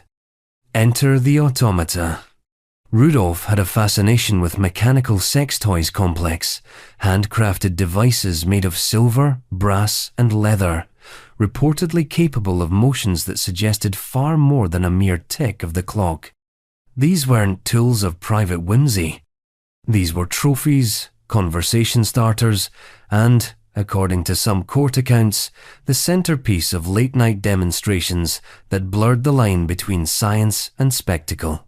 The emperor would invite selected guests, nobles, artists, and sometimes bewildered foreign envoys into private salons where these devices were displayed, sometimes operated by hand, sometimes by clockwork, often accompanied by philosophical musings about the nature of pleasure, the mechanics of the soul, or the folly of the flesh. There were rumors, never confirmed, but persistently repeated that certain automata were modeled after lovers, both male and female, with articulated limbs and interchangeable parts. If it sounds like a theater of madness, that's because it was. But Rudolf didn't see it as madness. He saw it as curiosity refined, as enlightenment made tangible. To him, a mechanical lover was no different from a telescope or an astrolabe, just another tool for understanding the human condition. He commissioned dozens of paintings of mythological seductions, many of which bordered on the surreal. Leda and the Swan, Europa and the Bull, Danae and the Golden Rain. These weren't religious or educational depictions. They were excuses, pretexts for exploring the boundaries of erotic imagination under the safe cover of allegory. And when paintings weren't enough, he turned to live performance. There are accounts, some credible, some embroidered with time of private viewings, where selected performers reenacted these myths in elaborate costumes and golden masks. The emperor watched silently, surrounded by relics, each scene treated with the seriousness of a scientific lecture. He did not participate. He observed, he took notes, he whispered instructions. Some say he sketched. But even an empire built on dreams and curiosities must eventually wake up. Rudolf's neglect of political duty allowed rebellions to spread and the empire to fracture. His mental health deteriorated. He became paranoid, withdrawn, convinced that enemies lurked among his own collections.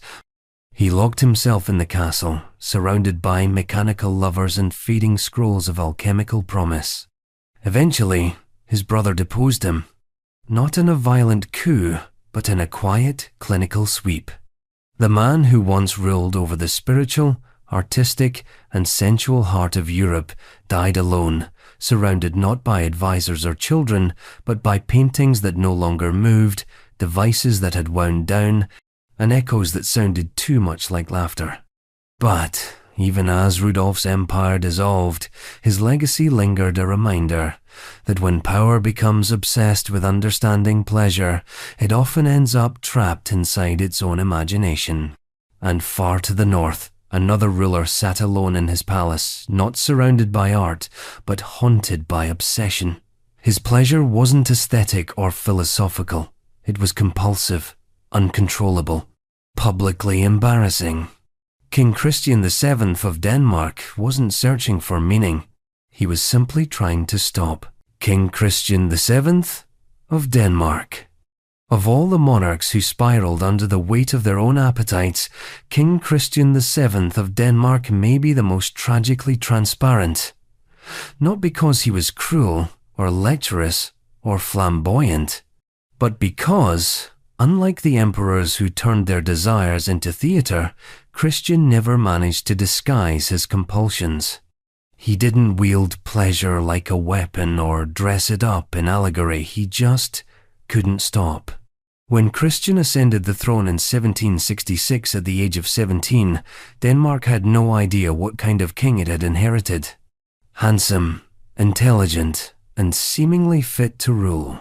He offered all the promise of youth, but beneath the royal polish, there was something unstable already unraveling. A nervous energy, an erratic cadence, a childlike awkwardness that made his court flinch without quite knowing why. Soon, they would know. Christian had a problem.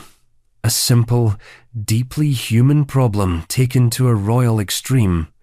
He was compulsively obsessed with self-gratification, and not in some metaphorical poetic way. Literally, constantly, openly, in court, during council meetings, at state dinners. Ministers would be mid-sentence when the young king, lost in his own world, would drift away physically, mentally, and alarmingly often, manually. At first, courtiers laughed it off. "Boys will be boys," they whispered.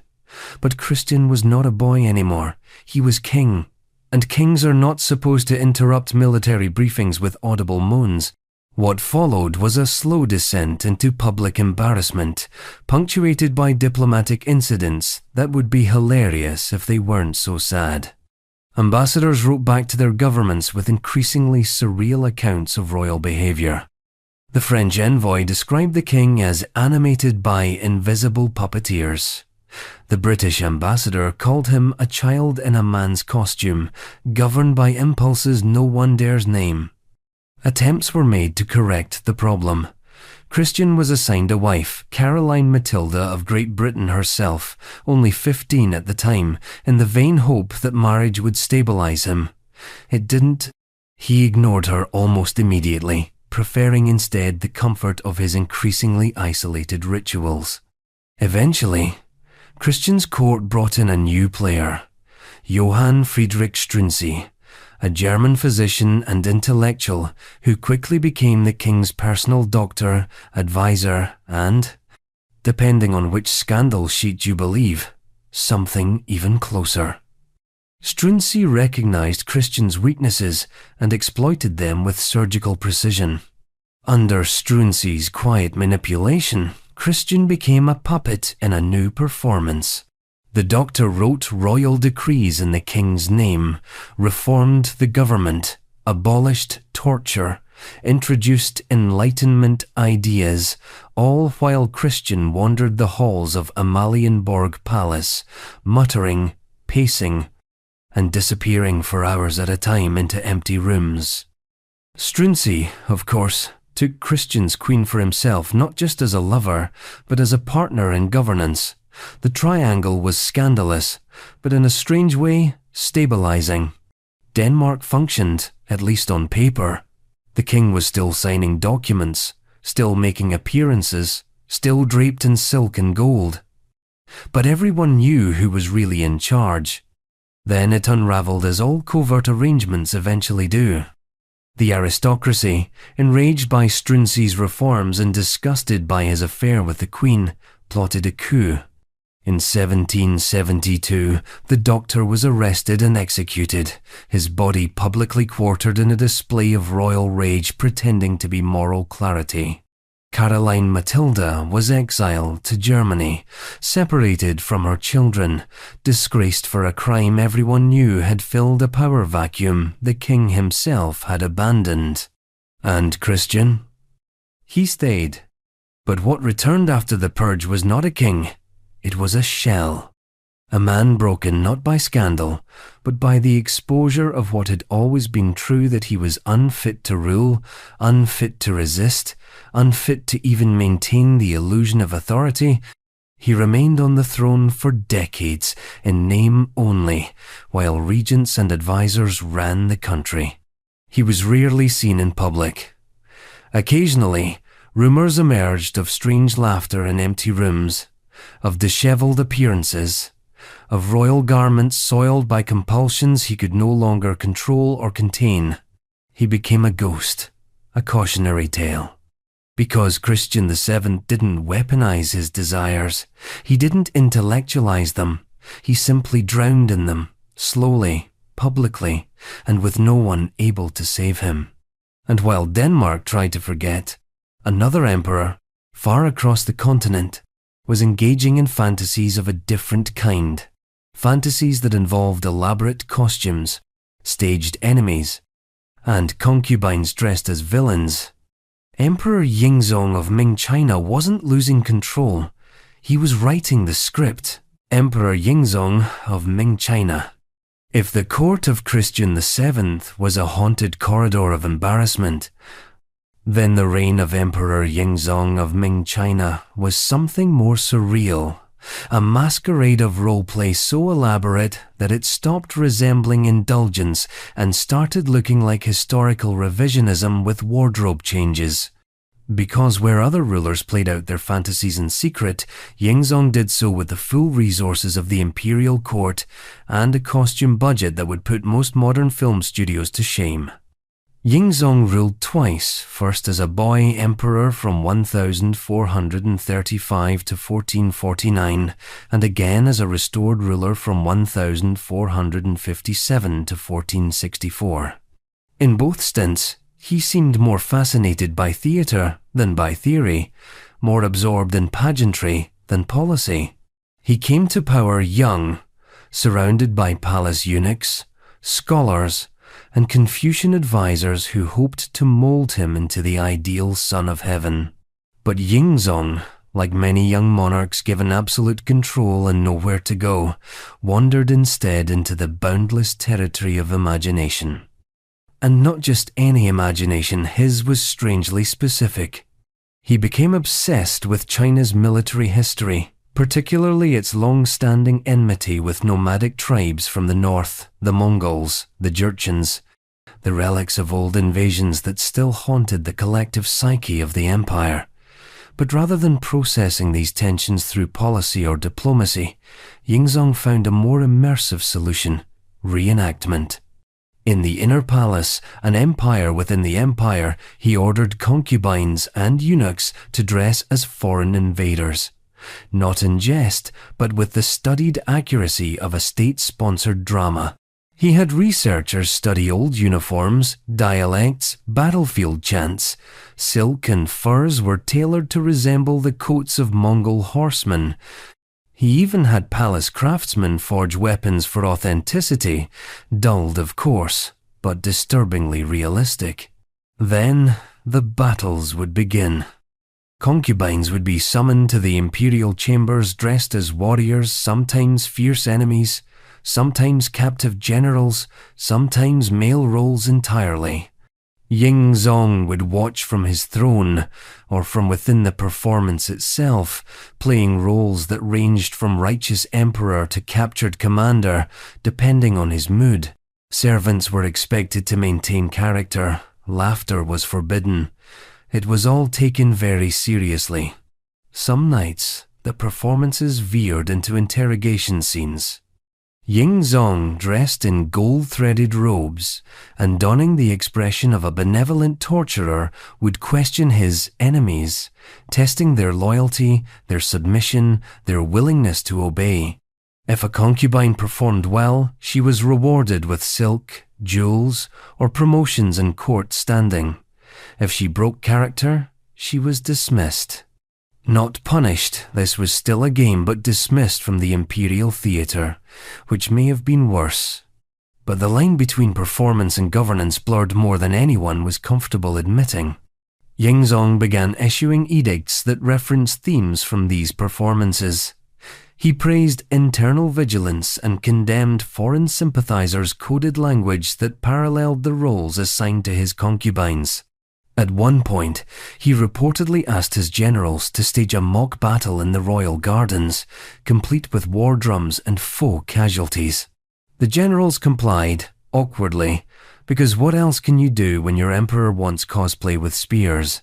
Even more unnerving was the way these performances started bleeding into the rituals of court life. Banquets were interrupted for costumed interludes. Imperial meetings ended with theatrical summaries. Reports from ministers were returned with red ink notations correcting their narrative tension.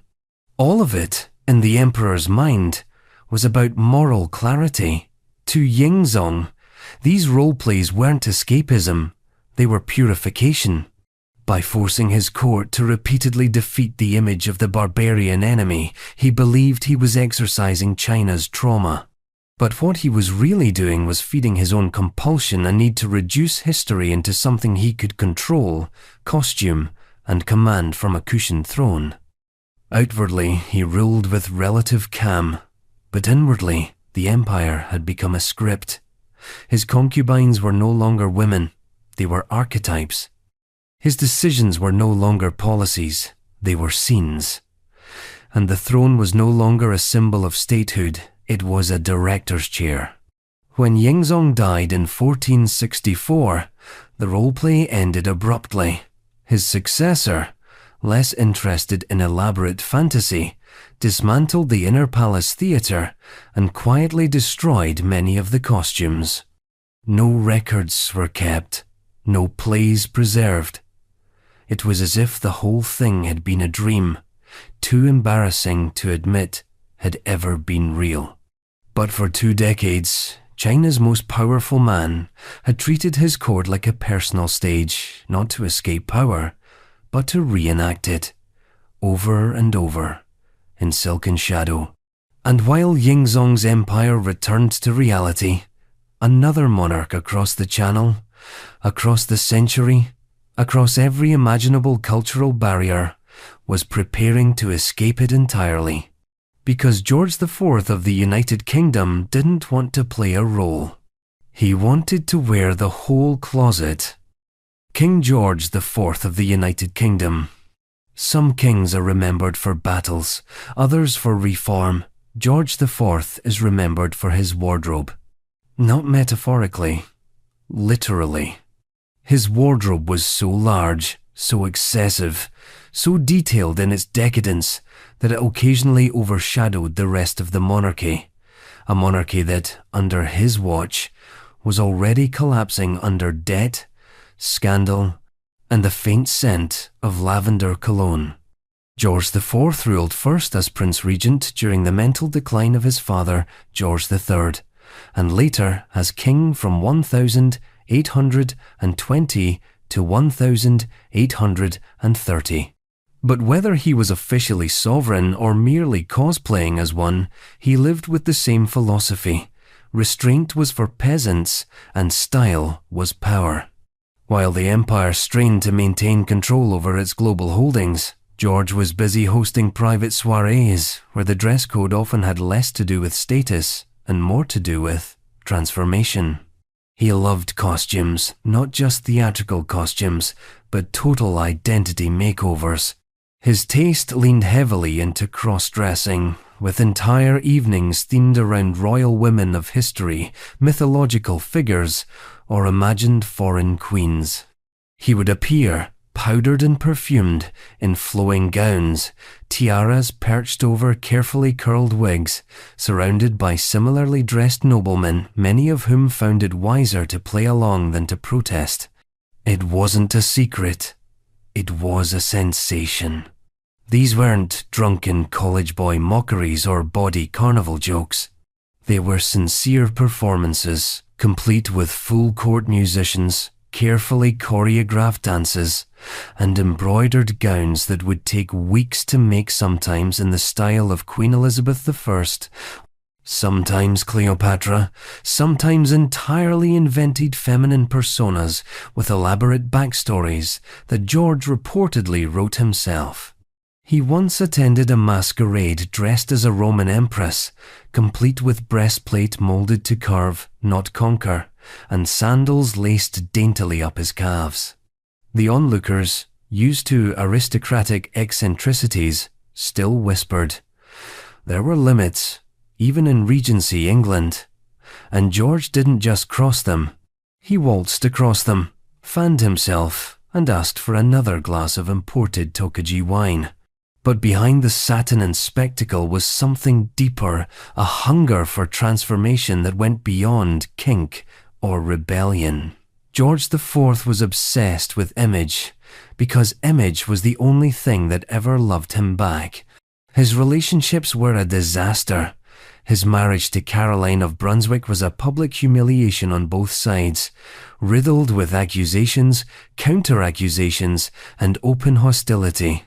He once tried to ban her from his own coronation and succeeded. He had lovers, yes, but very few lasting attachments. What he did have was fabric, powder, paint, and mirrors. He used his body like a canvas, and his palace like a wardrobe. He remodeled Carlton House multiple times just to suit his evolving tastes. When he finally commissioned the Brighton Pavilion, a seaside pleasure palace built in mock Orientalist style, complete with onion domes and lavish dragon motifs, it wasn't for politics, it was for ambience. The pavilion became a kind of imperial dollhouse, and George its most elaborately dressed occupant. He didn't hide from ridicule, he just pretended not to hear it. Meanwhile, the monarchy strained to justify its expense. The people grumbled. The parliament tightened the purse strings. And George, bloated by now, his body swollen with decades of excess, continued to don corsets under his military uniforms, not because he needed to impress, but because he needed to disappear into the character he had built. He once described himself as the first gentleman of Europe, with a seriousness that bordered on tragic. The reality was something far stranger, a man who wore majesty like drag, who used femininity not as rebellion, but as refuge. In perils he felt invincible, in gowns he felt briefly adored. When he died, he left behind a monarchy with a bruised reputation, a country relieved to turn the page, and closets filled with garments no future king dared to touch. But far from Britain's perfumed confusion, deep in the Persian court, another monarch was curating his own gallery of women not in dresses, but in photographs. Shah Nasser al-Din Qajar didn't want to become the fantasy. He wanted to capture it. Shah Nasser al-Din Qajar of Persia. There are kings who write poems, kings who lead armies, and kings who steal lingerie. Shah Nasser al-Din Qajar of Persia didn't bother with any of that. He picked up a camera instead. Ruling from 1848 to 1896, Nasser al-Din lived in a world already halfway modern, though his palace still echoed with the sound of ancient traditions. Persia was a place caught between centuries, somewhere between the Quran and the telegraph, between poetry and photography, between sacred modesty and soft focus indulgence. And right in the center of that historical Venn diagram stood the Shah, peering through a camera lens at women he had already conquered. He was fascinated by technology, not as a curiosity, but as a tool for power. He imported inventions from Europe, clocks, rifles, railways, and above all, cameras. It didn't take him long to realize that a camera was not just a machine for memory. It was a mirror he could control, a lens he could use to document not just history, but desire. And so he built a harem not just in the traditional sense, but as an aesthetic project. The Qajar harem was already massive by the time Nasir al-Din took power, a sprawling network of wives, concubines, eunuchs, and servants sealed off from the world like a living tapestry. But he saw in it something more, a studio, a canvas. Under his rule, the women of the harem were not simply hidden, they were staged. He taught himself photography, and like any new artist armed with power and no editor, he began producing a deeply personal and politically delicate portfolio. He arranged his concubines in carefully composed portraits seated, standing, reclining, draped in Persian silks and European lace, bare ankles just peeking beneath embroidered hems. Sometimes they looked directly at the lens. Sometimes they looked away. Always, they looked like they didn't get a vote. These weren't salacious images by modern standards. There was no nudity, no overt provocation, but they were scandalous in their time, even within his own court. In a deeply Islamic society where the female body was expected to remain not just covered, but conceptually invisible, the idea that the Shah was taking private portraits of unveiled women and developing them in secret chambers was incendiary. Yet he continued. Some say he was documenting beauty. Others say he was documenting possession. He catalogued his harem like a collector cataloguing rare birds. Each woman had a name, a place, an expression. The photographs weren't just souvenirs of intimacy, they were extensions of it. Once captured, these women became images he could summon at will, study, compare, archive. Real bodies could age, rebel, grow tiresome. Images stayed still. He didn't just photograph his harem, he photographed himself with them. Sitting like a patron saint of longing, thick moustache curled, dagger sheathed at his hip, his gaze falling somewhere between melancholy and pride. These portraits, half propaganda, half confession, became his most private expression of power, not ruling from a throne, but from behind a lens. Meanwhile, the empire faltered, his reforms stalled, his people rebelled. Nasir al-Din granted a constitution, then revoked it. He flirted with modernization, then retreated into nostalgia. But the harem remained, the camera remained, the fantasy remained. Toward the end of his reign, he took his camera on diplomatic trips to Europe. In Paris and London, he visited royal courts and theatres, absorbing the polite decadence of the West with an increasingly distracted gaze. He watched ballerinas the same way he photographed his concubines, as if performance and submission were interchangeable. One European observer noted that the Shah looked more like a weary artist than a sovereign. That may have been generous. He looked like a man trying to make memory obey him.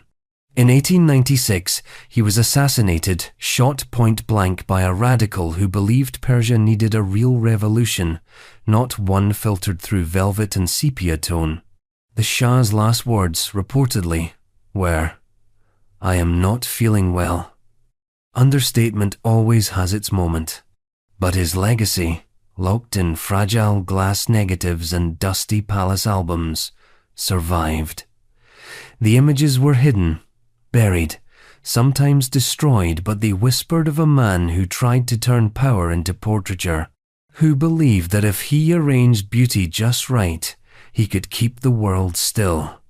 And far to the west, in a city built for violence and vanity, another emperor had also grown tired of stillness. He didn't want to stage desire. He wanted to gladiate it. Because Commodus of Rome didn't watch, he fought. Emperor Commodus of Rome.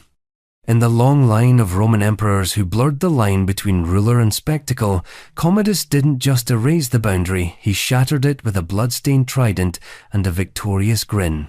If Caligula turned power into theatre, Commodus turned it into a live-action deathmatch. And when he wasn't swinging swords in the Colosseum, he was staging fantasies behind palace walls that made the games outside look almost wholesome by comparison. He ruled from 180 to 192 CE, inheriting the throne from his father, Marcus Aurelius, the philosopher king, the Stoic, the symbol of Roman virtue. Commodus was none of those things. He wasn't philosophical, he wasn't virtuous, he was barely coherent. He was Rome's answer to the question, what if an Instagram influencer had absolute power and a weapons cache? But Commodus didn't just love attention. He needed it like oxygen. He saw the Roman Empire not as a responsibility, but as an audience. And every act of his reign, political, personal, sexual, was crafted with one goal: to be unforgettable.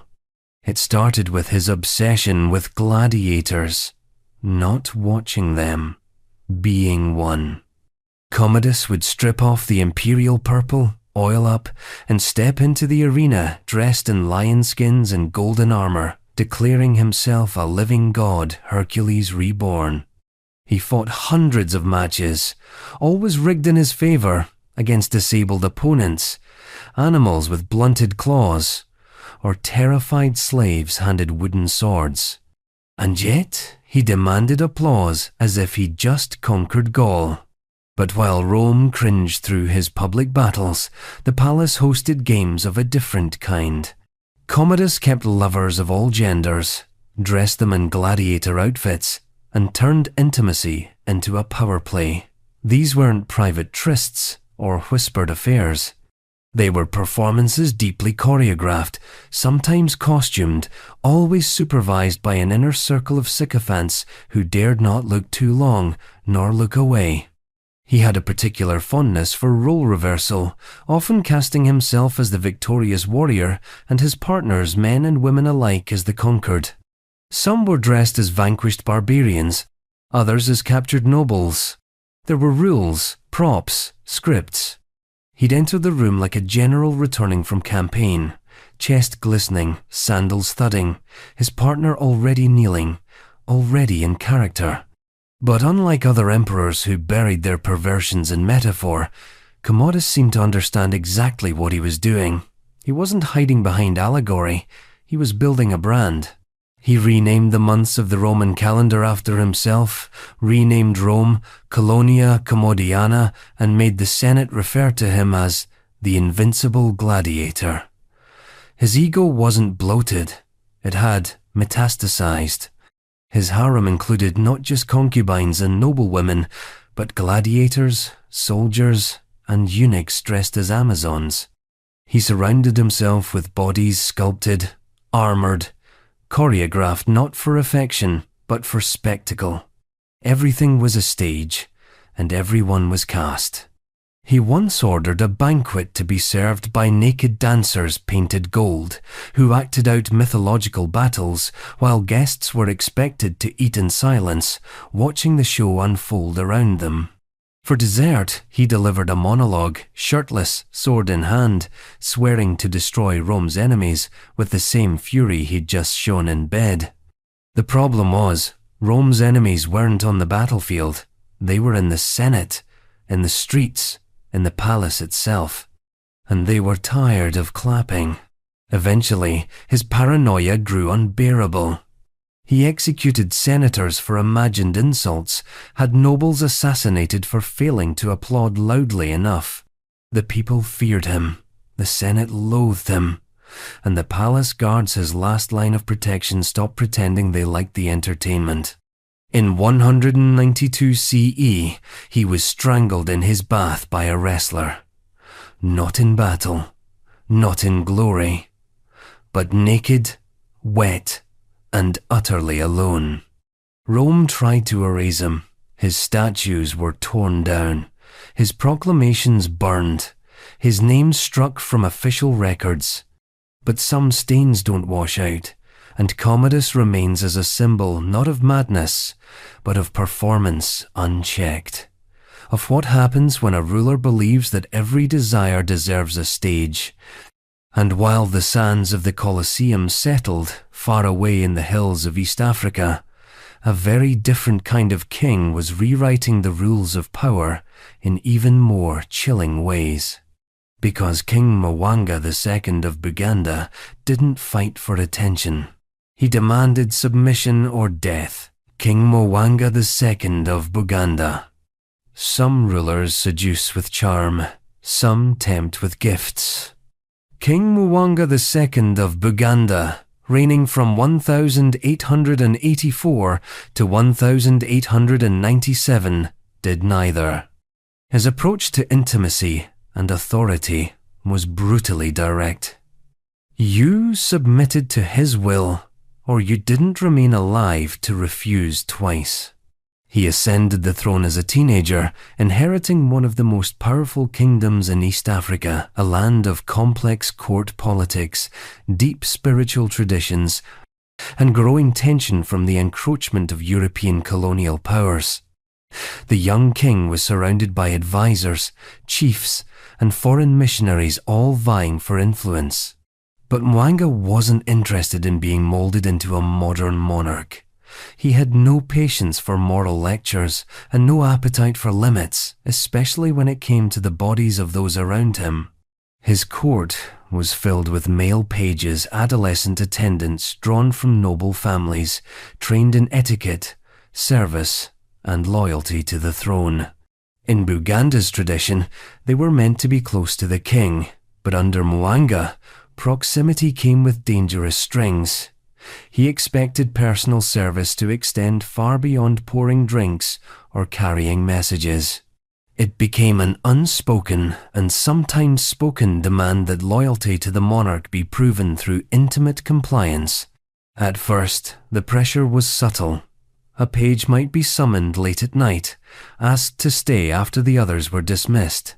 Those who complied were rewarded with favor, gifts, or rapid promotion in the palace hierarchy. Those who hesitated were met with simmering resentment that could turn deadly without warning. Mwanga's desires weren't a secret in the palace, they were an open threat. This volatile dynamic exploded when Christian missionaries began gaining influence in Buganda. They brought not only new religion, but new rules that conflicted directly with the king's authority. Some of Mwanga's pages converted, adopting moral codes that condemned his demands outright. Refusal, once rare, became more common. And Mwanga, used to instant obedience, took it as a personal rebellion. The punishment was swift and brutal. Those who defied him were executed, sometimes privately, sometimes as public warnings. The most infamous of these killings occurred in 1886, when a group of young Christian converts, many of them palace pages, refused the king's advances and were sentenced to death. They were burned alive on the orders of a ruler who saw their resistance not just as personal insult, but as political mutiny. To Mwanga, these executions weren't about morality, they were about control. Every refusal was an erosion of his authority, a chipping away at the unquestioned dominance a king was supposed to enjoy. And Mwanga, already paranoid about colonial encroachment, believed that if he couldn't command loyalty in his own chambers, he couldn't command it anywhere. Yet his brutality didn't secure his throne. If anything, it weakened it. Chiefs turned against him, missionaries called for his removal, and British colonial forces saw in him a perfect excuse to interfere more directly in Buganda's affairs. He was deposed, reinstated, and deposed again. His reign, an unstable cycle of flight, return, and eventual exile. By the time he died in 1903, far from his kingdom, Mwanga was a figure both feared and pitied, remembered less as a ruler and more as a cautionary tale. He had inherited a throne but ruled it like a fortress of compulsion, mistaking fear for loyalty until neither remained. And as Buganda adjusted to life under colonial oversight, another emperor on the other side of the world was building his own court of carefully selected companions, not to threaten or punish them, but to marvel at their improbable skill. Because Emperor Guangxu of the Qing dynasty didn't rule through intimidation. He ruled through acrobatics. Emperor Guangxu of Qing China. By the late 19th century, the Qing dynasty was a creaking ship caught in a storm, foreign powers carving it up from the outside, corrupt officials hollowing it out from the inside. And at the center of it all sat Emperor Guangxu, a man history remembers mostly for his political helplessness under the shadow of the formidable Empress Dowager Cixi. But behind the formal robes, the timid speeches, and the carefully staged audiences, Guangxu had a quieter, stranger indulgence, an imperial fascination with acrobatics. Not the kind you'd see at a public festival, tumblers in the street, fire breathers in the market. No, Guangxu's acrobatics happened in private, behind the high vermilion walls of the Forbidden City, where politics were suffocating and the emperor's personal amusements became the only thing he could actually control. He was never a powerful ruler in the traditional sense. Adopted into the role at the age of 4, Guangxu grew up in a palace where every decision from military strategy to what he ate for breakfast was filtered through Qiqi's authority. By the time he came of age, he had little experience in commanding others, and even less in resisting the will of those who commanded him. That didn't stop him from finding ways to carve out small spaces of autonomy, and one of those spaces was the inner court entertainment. His concubines were not chosen only for beauty or lineage. Many were selected for their ability to perform feats of balance, strength, and contortion that bordered on the surreal.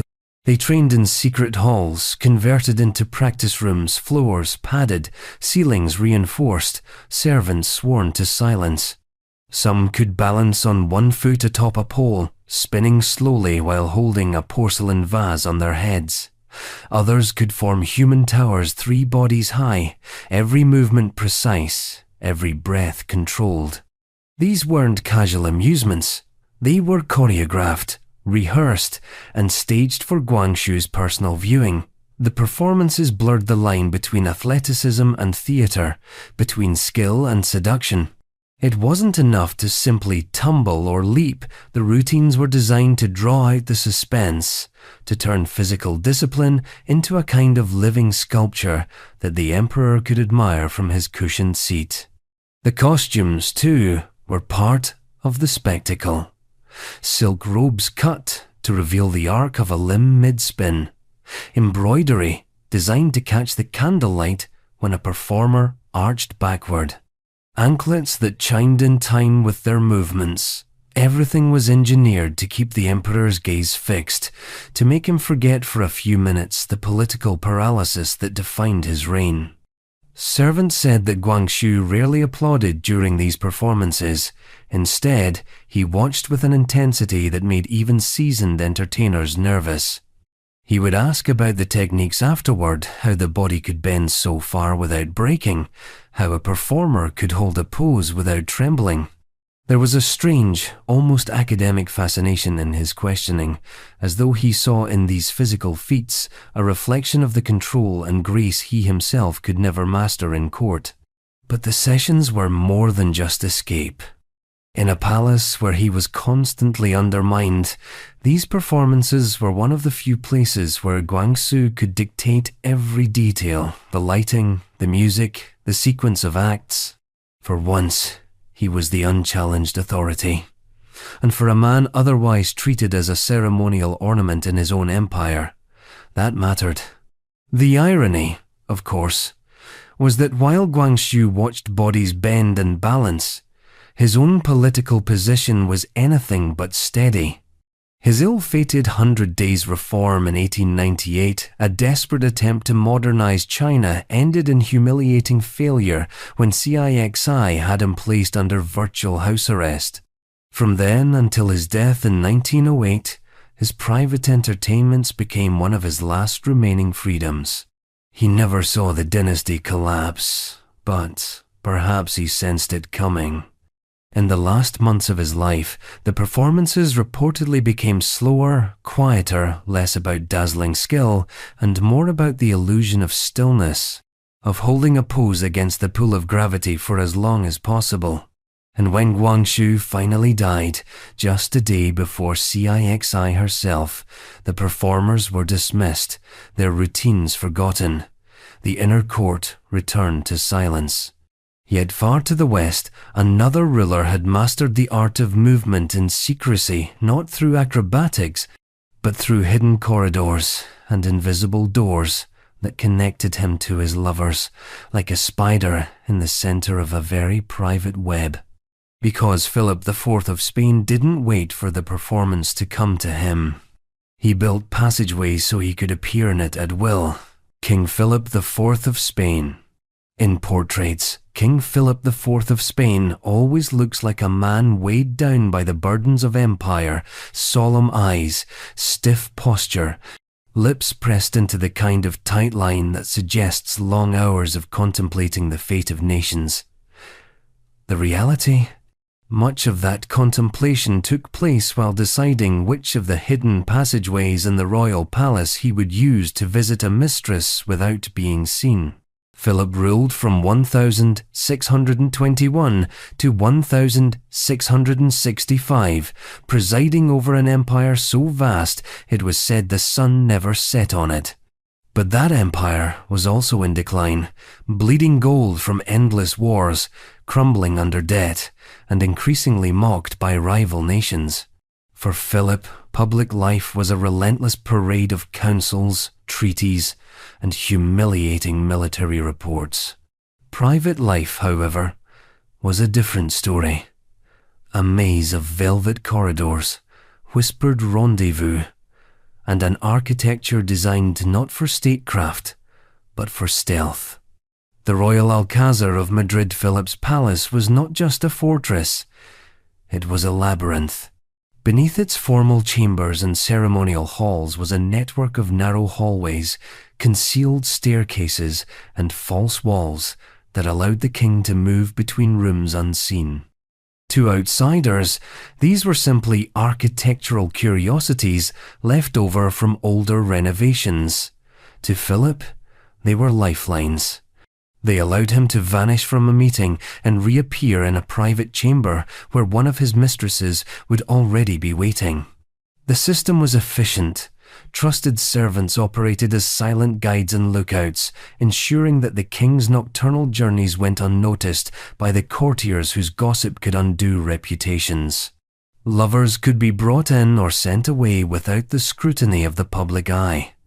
The hidden passages connected not just private apartments, but sometimes led straight into secluded rooms that Philip had furnished specifically for his personal escapades. Small, warm spaces filled with rugs, low couches, and carafes of wine. These weren't just affairs of the heart or even of simple lust. They were part of Philip's coping mechanism, a way to escape the suffocating reality of ruling an empire in decline. Every step through those hidden corridors was a step away from bad news, away from the politics he couldn't fix, and toward the fantasy that he still had absolute control over something. His lovers were many, but they were carefully placed. Most were drawn from noble families whose loyalty could be secured through royal favor. In some cases, these affairs were political tools. A whispered promise in the dark could ensure support in a vote.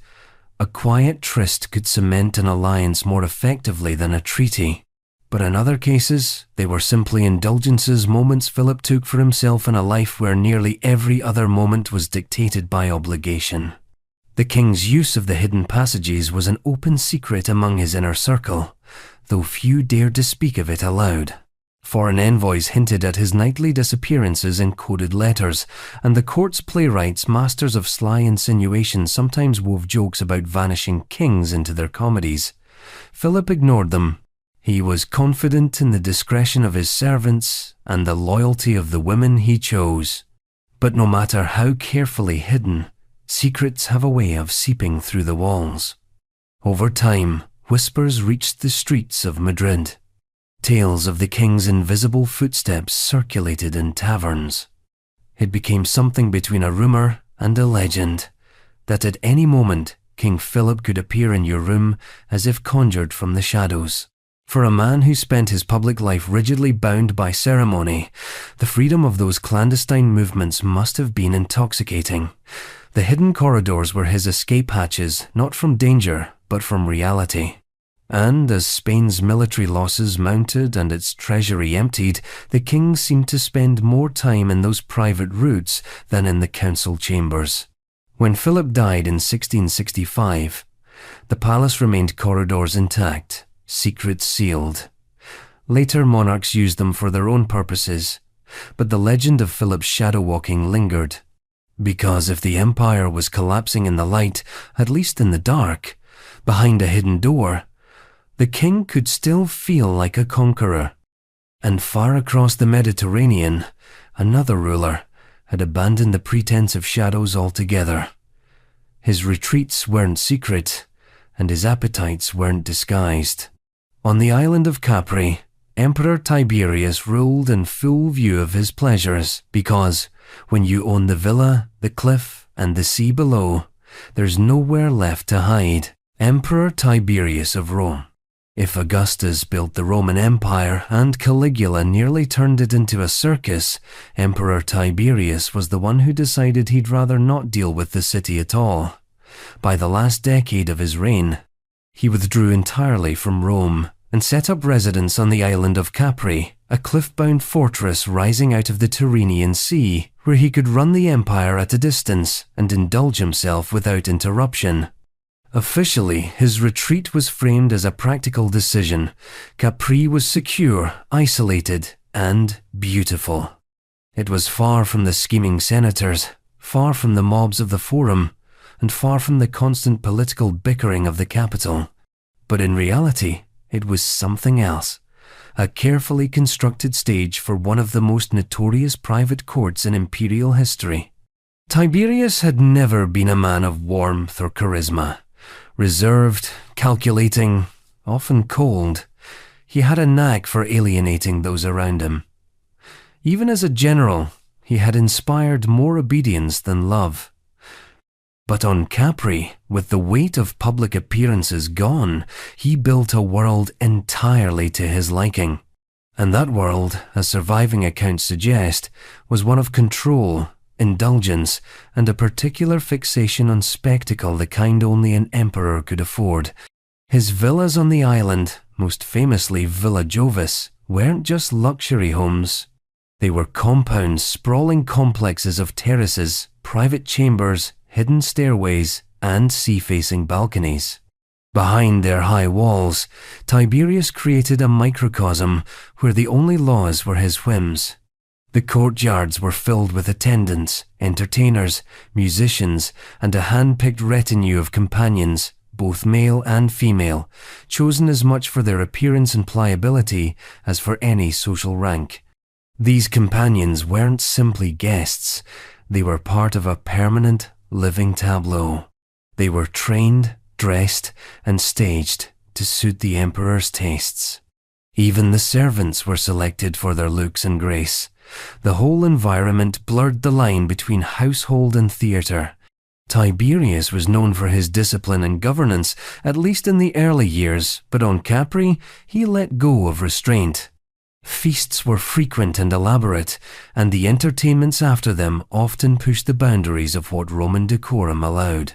Some involved intricate performances set against the backdrop of the sea, with dancers and actors moving in synchrony along the terraces, mimicking scenes from myth or history.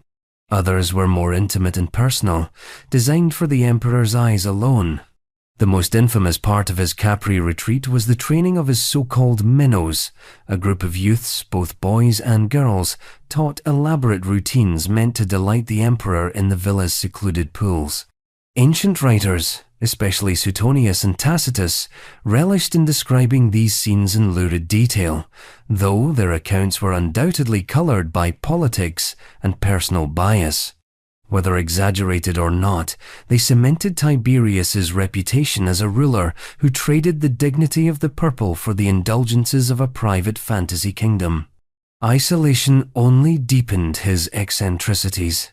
The longer he stayed away from Rome, the less he seemed to care about its opinion of him. Messages and decrees were still sent to the Senate, but they arrived with the detachment of a man who no longer needed to convince anyone of anything. His focus was on Capri, on maintaining his self-made paradise and ensuring that no news, no scandal, no war could disturb it. But power can't be contained on an island forever. Rumors leaked back to Rome, carried by disgruntled courtiers, dismissed servants, or simply those who couldn't resist telling the capital's gossip-hungry elite about the emperor's private life. By the time of his death in 37 CE, Tiberius had become, in the public imagination, less a statesman and more a decadent recluse, a man who abandoned the city that made him in favor of sunlit terraces and shadowed chambers. When word of his death reached Rome, there was little mourning. The Senate declared the new emperor with relief, as if a long fever had broken.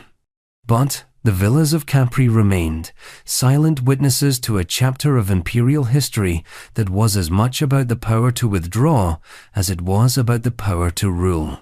And centuries later, in a very different desert kingdom, another ruler would also be remembered for his appetites not hidden away in an island fortress, but paraded openly in the sheer number of wives and companions he kept. King Ibn Saud wasn't subtle. He was a monarch who measured status not in palaces or provinces, but in the size of his harem. King Ibn Saud of Saudi Arabia. By the time King Abdulaziz ibn Saud unified the tribes of the Arabian Peninsula into what would become Saudi Arabia in 1932, he had already secured a reputation as a man of immense presence, tall, broad-shouldered, a commanding figure who combined tribal authority with political cunning. He was a founder, a warrior, and a shrewd negotiator. But behind the epic story of battles and treaties was another kind of legend, one whispered in majlises, hinted at in diplomatic diaries, and half buried in family lore. The king's extraordinary appetite for women, and his highly specific preferences. Polygamy was not unusual in his cultural and religious context, but Ibn Saud took it to a scale that made even other monarchs raise an eyebrow. Over the course of his life, he married at least 20 women, some say many more, and fathered upwards of 40 sons, not counting his daughters, whose numbers were less often recorded, but almost certainly matched or exceeded that figure. Marriage, for Ibn Saud, was as much about consolidating alliances as it was about companionship. Each wife linked him to a tribe or a powerful family, cementing loyalty through blood ties. But alliances weren't the whole story. Within his vast household, the king was known for his personal preferences, and one of those was unconventional for his time and place. He was said to have a deep fascination with women of particularly large stature. While the prevailing beauty ideal in the region leaned toward the slender and delicately proportioned, Ibn Saud preferred the opposite.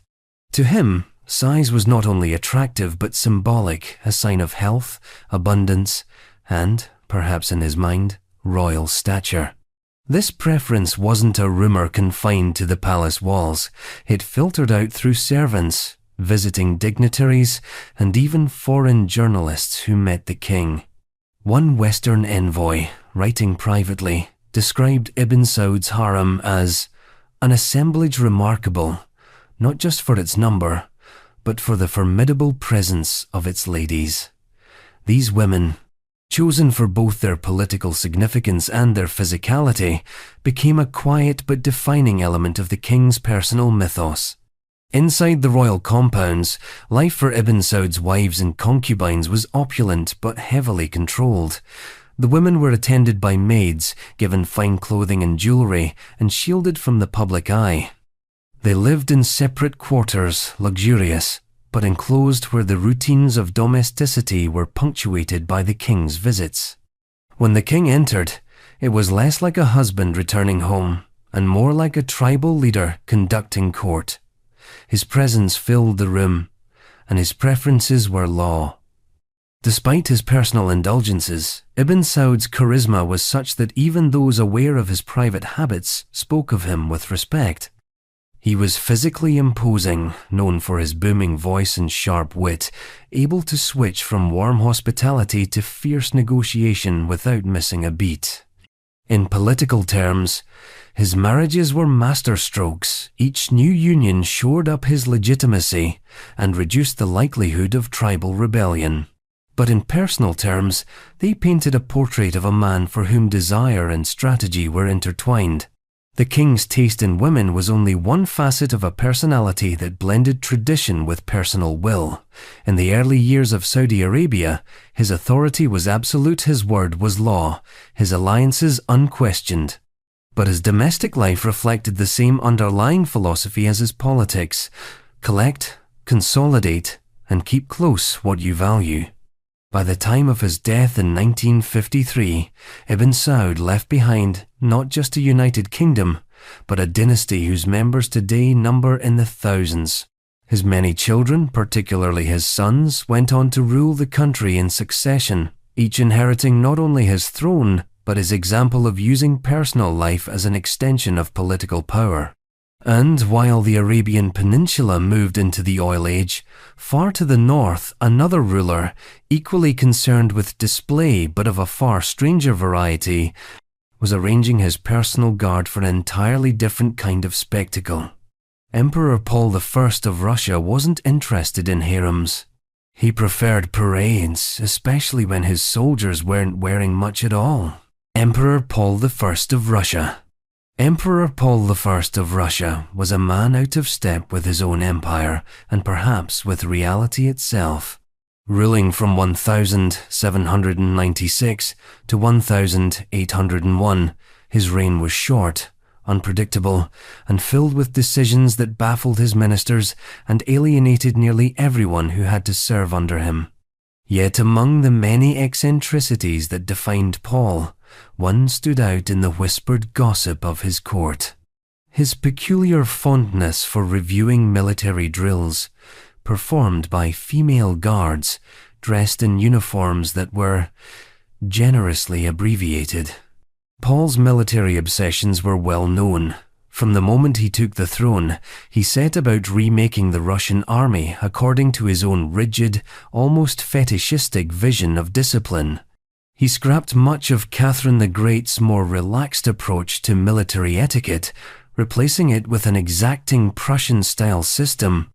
Soldiers were drilled to march with machine-like precision, uniforms had to meet impossible standards, and punishments for errors were severe. For Paul, military display wasn't just a matter of readiness, it was theatre. And that theatre occasionally took a more personal turn. He was particularly interested in the regiment of the Chevalier Guards, an elite cavalry unit that included women selected for ceremonial duties. Under Paul's direction, these women were sometimes outfitted in uniforms tailored less for battle readiness and more for aesthetic appeal: fitted jackets, high boots, and skirts cropped shorter than tradition dictated, allowing for greater freedom of movement, a phrase that seemed to apply as much to the emperor's viewing pleasure as to any practical military need.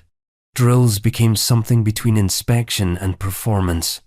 Paul would watch intently from a reviewing platform or a palace balcony as the guards marched, pivoted, and rode in precise formations. He was known to comment not only on the sharpness of their movements, but on the way the uniforms fit, on how the fabric moved with the body. His praise often went to those who could combine military perfection with what he considered graceful bearing.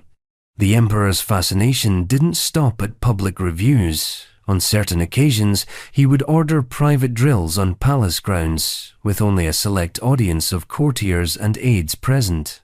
These smaller gatherings were conducted in a more relaxed atmosphere, with the guards sometimes wearing ceremonial dress that was lighter, brighter, and more revealing than the standard issue. Paul justified this as experimenting with uniform design, but those in attendance could see where his true interest lay. Yet to frame Paul solely as a man indulging a uniformed fantasy would miss the deeper strangeness of his reign. His fixations, whether on military attire, parade drills, or rigid etiquette were symptoms of a broader, consuming need for control. Paul had lived most of his life in the shadow of his formidable mother, Catherine the Great, who had kept him from real power and allegedly even considered bypassing him in the line of succession. When he finally became emperor, he governed like a man determined to impose his will on every inch of the empire, from the parade ground to the palace bedroom. This overreach bred resentment.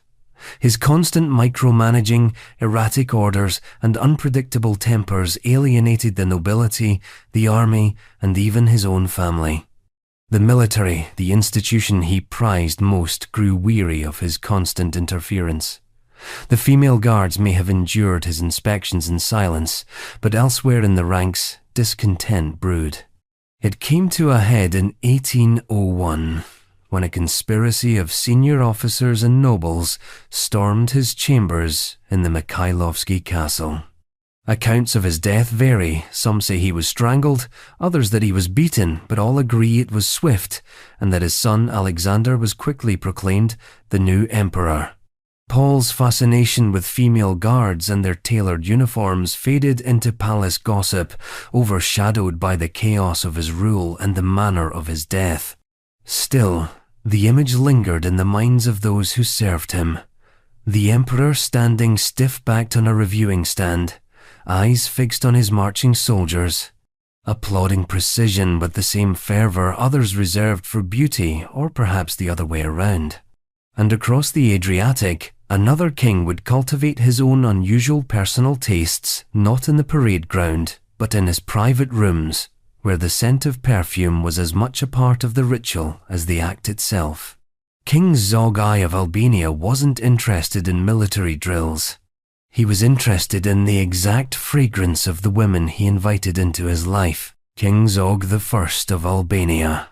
If most monarchs of the early 20th century were trying to project the image of modern, forward-thinking leadership, King Zog I of Albania seemed determined to build his own legend out of quirks.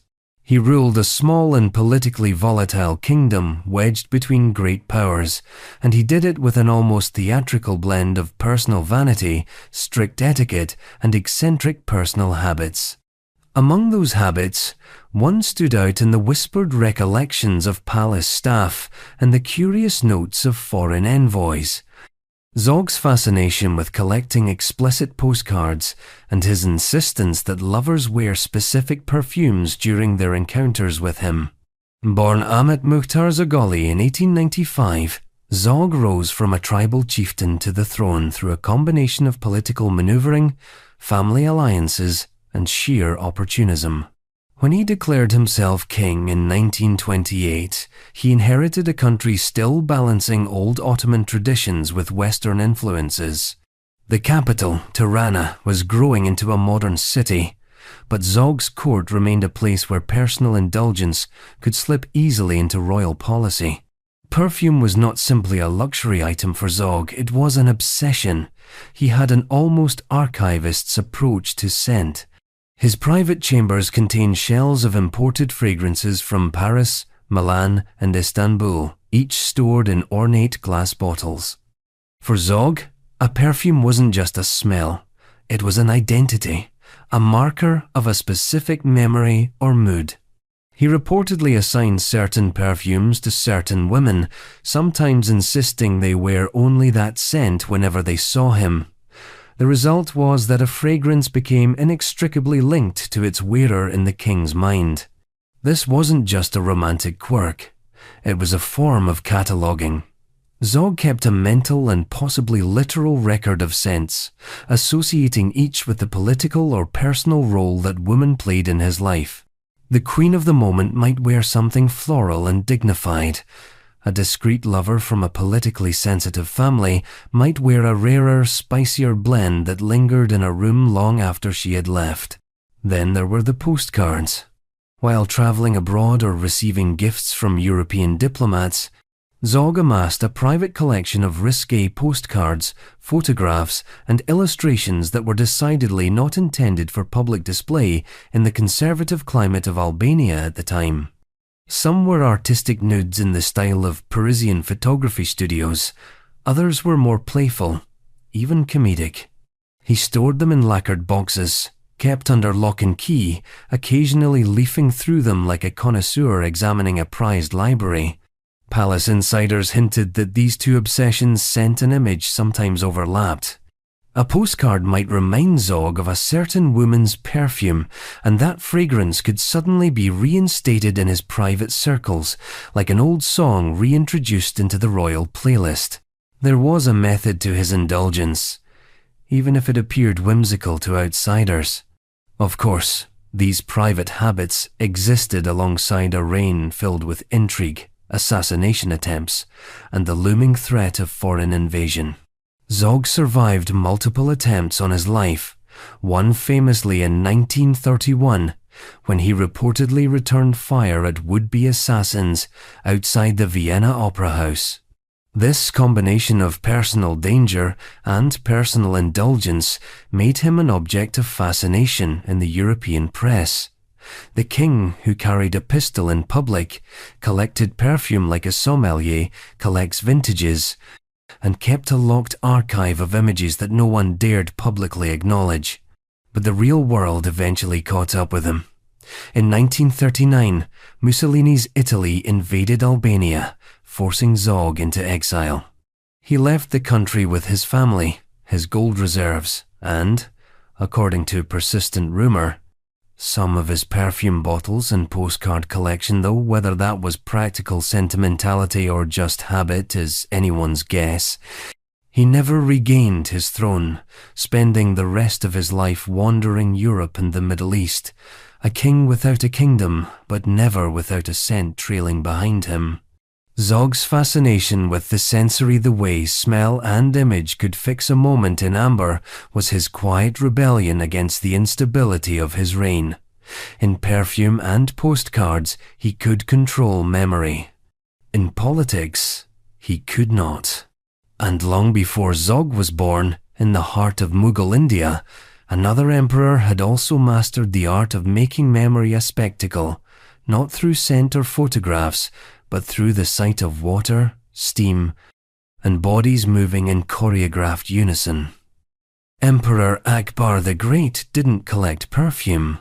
He collected the vision of his concubines bathing together. Emperor Akbar, the Great of Mughal India. Akbar the Great is remembered in history books as one of the most remarkable rulers of the Mughal Empire, a conqueror, a reformer, and a statesman whose policies of religious tolerance and administrative skill allowed his realm to flourish. But outside the official chronicles, there's another side to Akbar's court, one less concerned with diplomacy and more concerned with a very specific kind of spectacle, the carefully orchestrated, almost ritualized sight of his concubines bathing together. Akbar ruled from 1556 to 1605, transforming a fragmented territory into a vast, centralized empire that stretched across much of the Indian subcontinent. His reign is rightly celebrated for its military victories and progressive reforms, but the Mughal court was also a place of immense luxury, and like all great courts, it reflected the personal tastes of the man at its head. The imperial harem was not a casual arrangement. It was an elaborate institution housing hundreds of women, wives, concubines, attendants, and entertainers, each with a designated role. The harem was both a domestic space and a political tool, binding noble families to the emperor through marriage alliances and offering a stage for diplomacy conducted behind screens and silks. Within this world, Akbar's preferences could become law. One of those preferences, according to persistent accounts, was the spectacle of collective bathing. In specially constructed marble baths within the palace, often fed by fountains and perfumed with rosewater, Akbar would have groups of concubines gather for bathing sessions that were as choreographed as any court performance.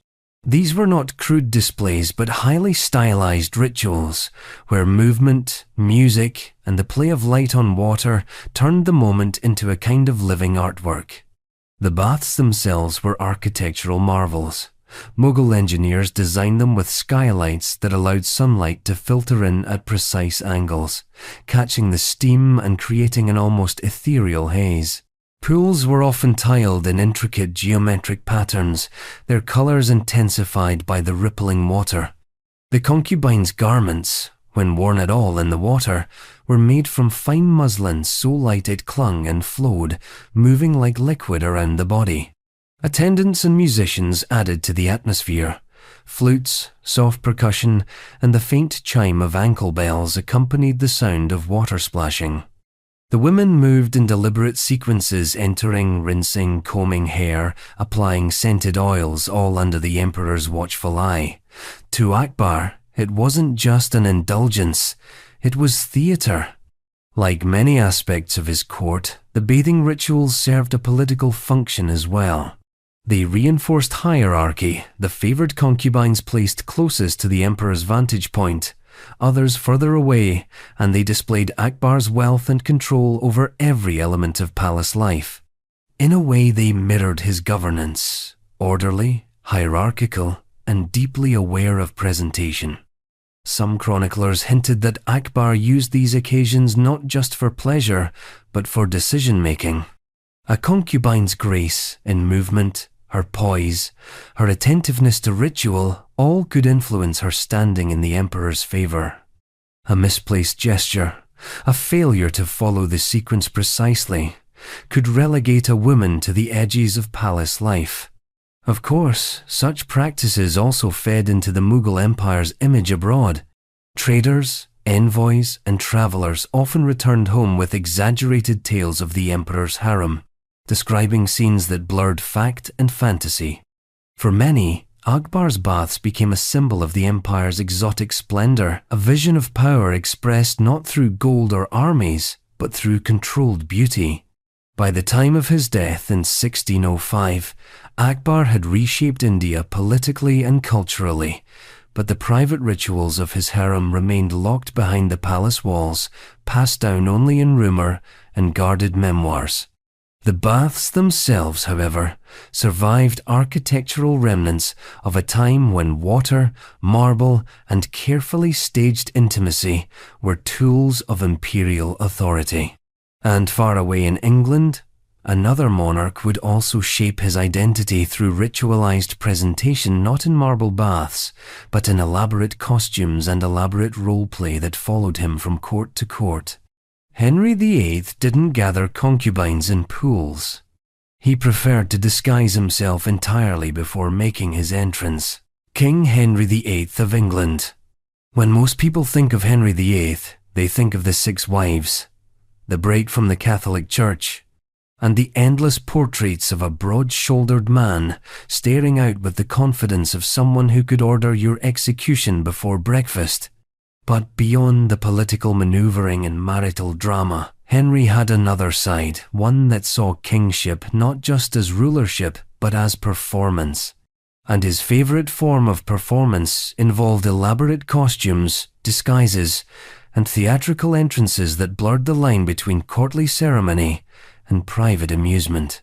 Henry ruled from 1509 to 1547, a period of enormous change in England.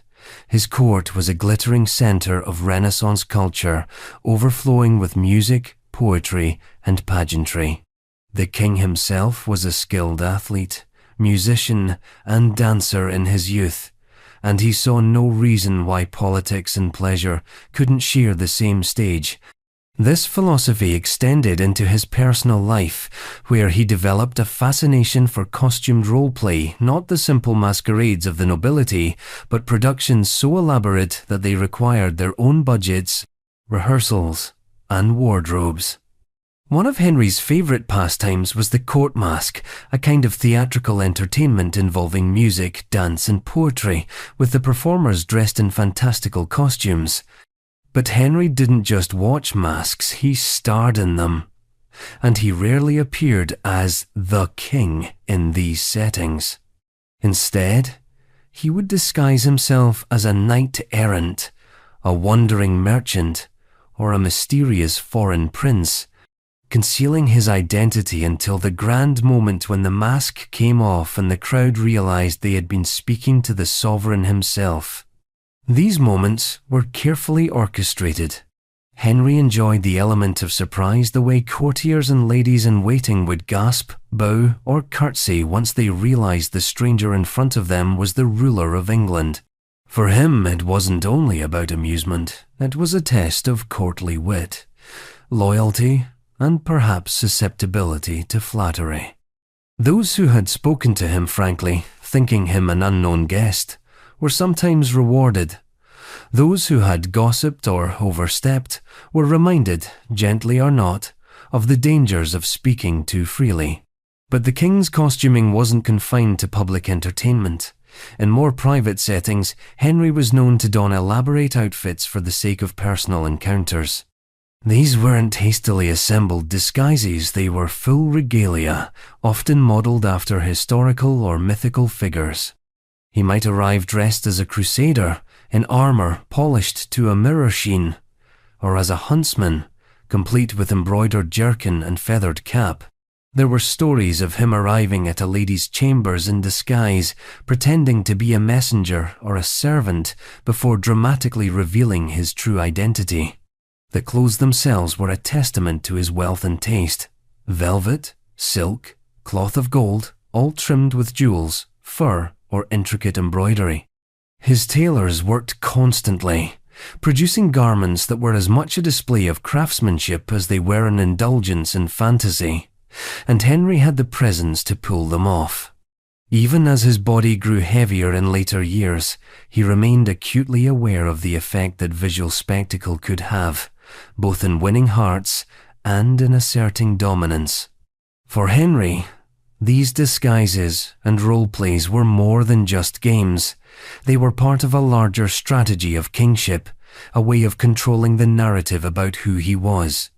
A king could be terrifying, but he could also be charming, mysterious, and unpredictable. By blending theatre with politics, Henry kept his court on its toes, never entirely certain of what role he might play next. Of course, the later years of his reign saw less dancing and more grim statecraft. His injuries, illnesses, and political troubles made elaborate disguises rarer, but the reputation lingered.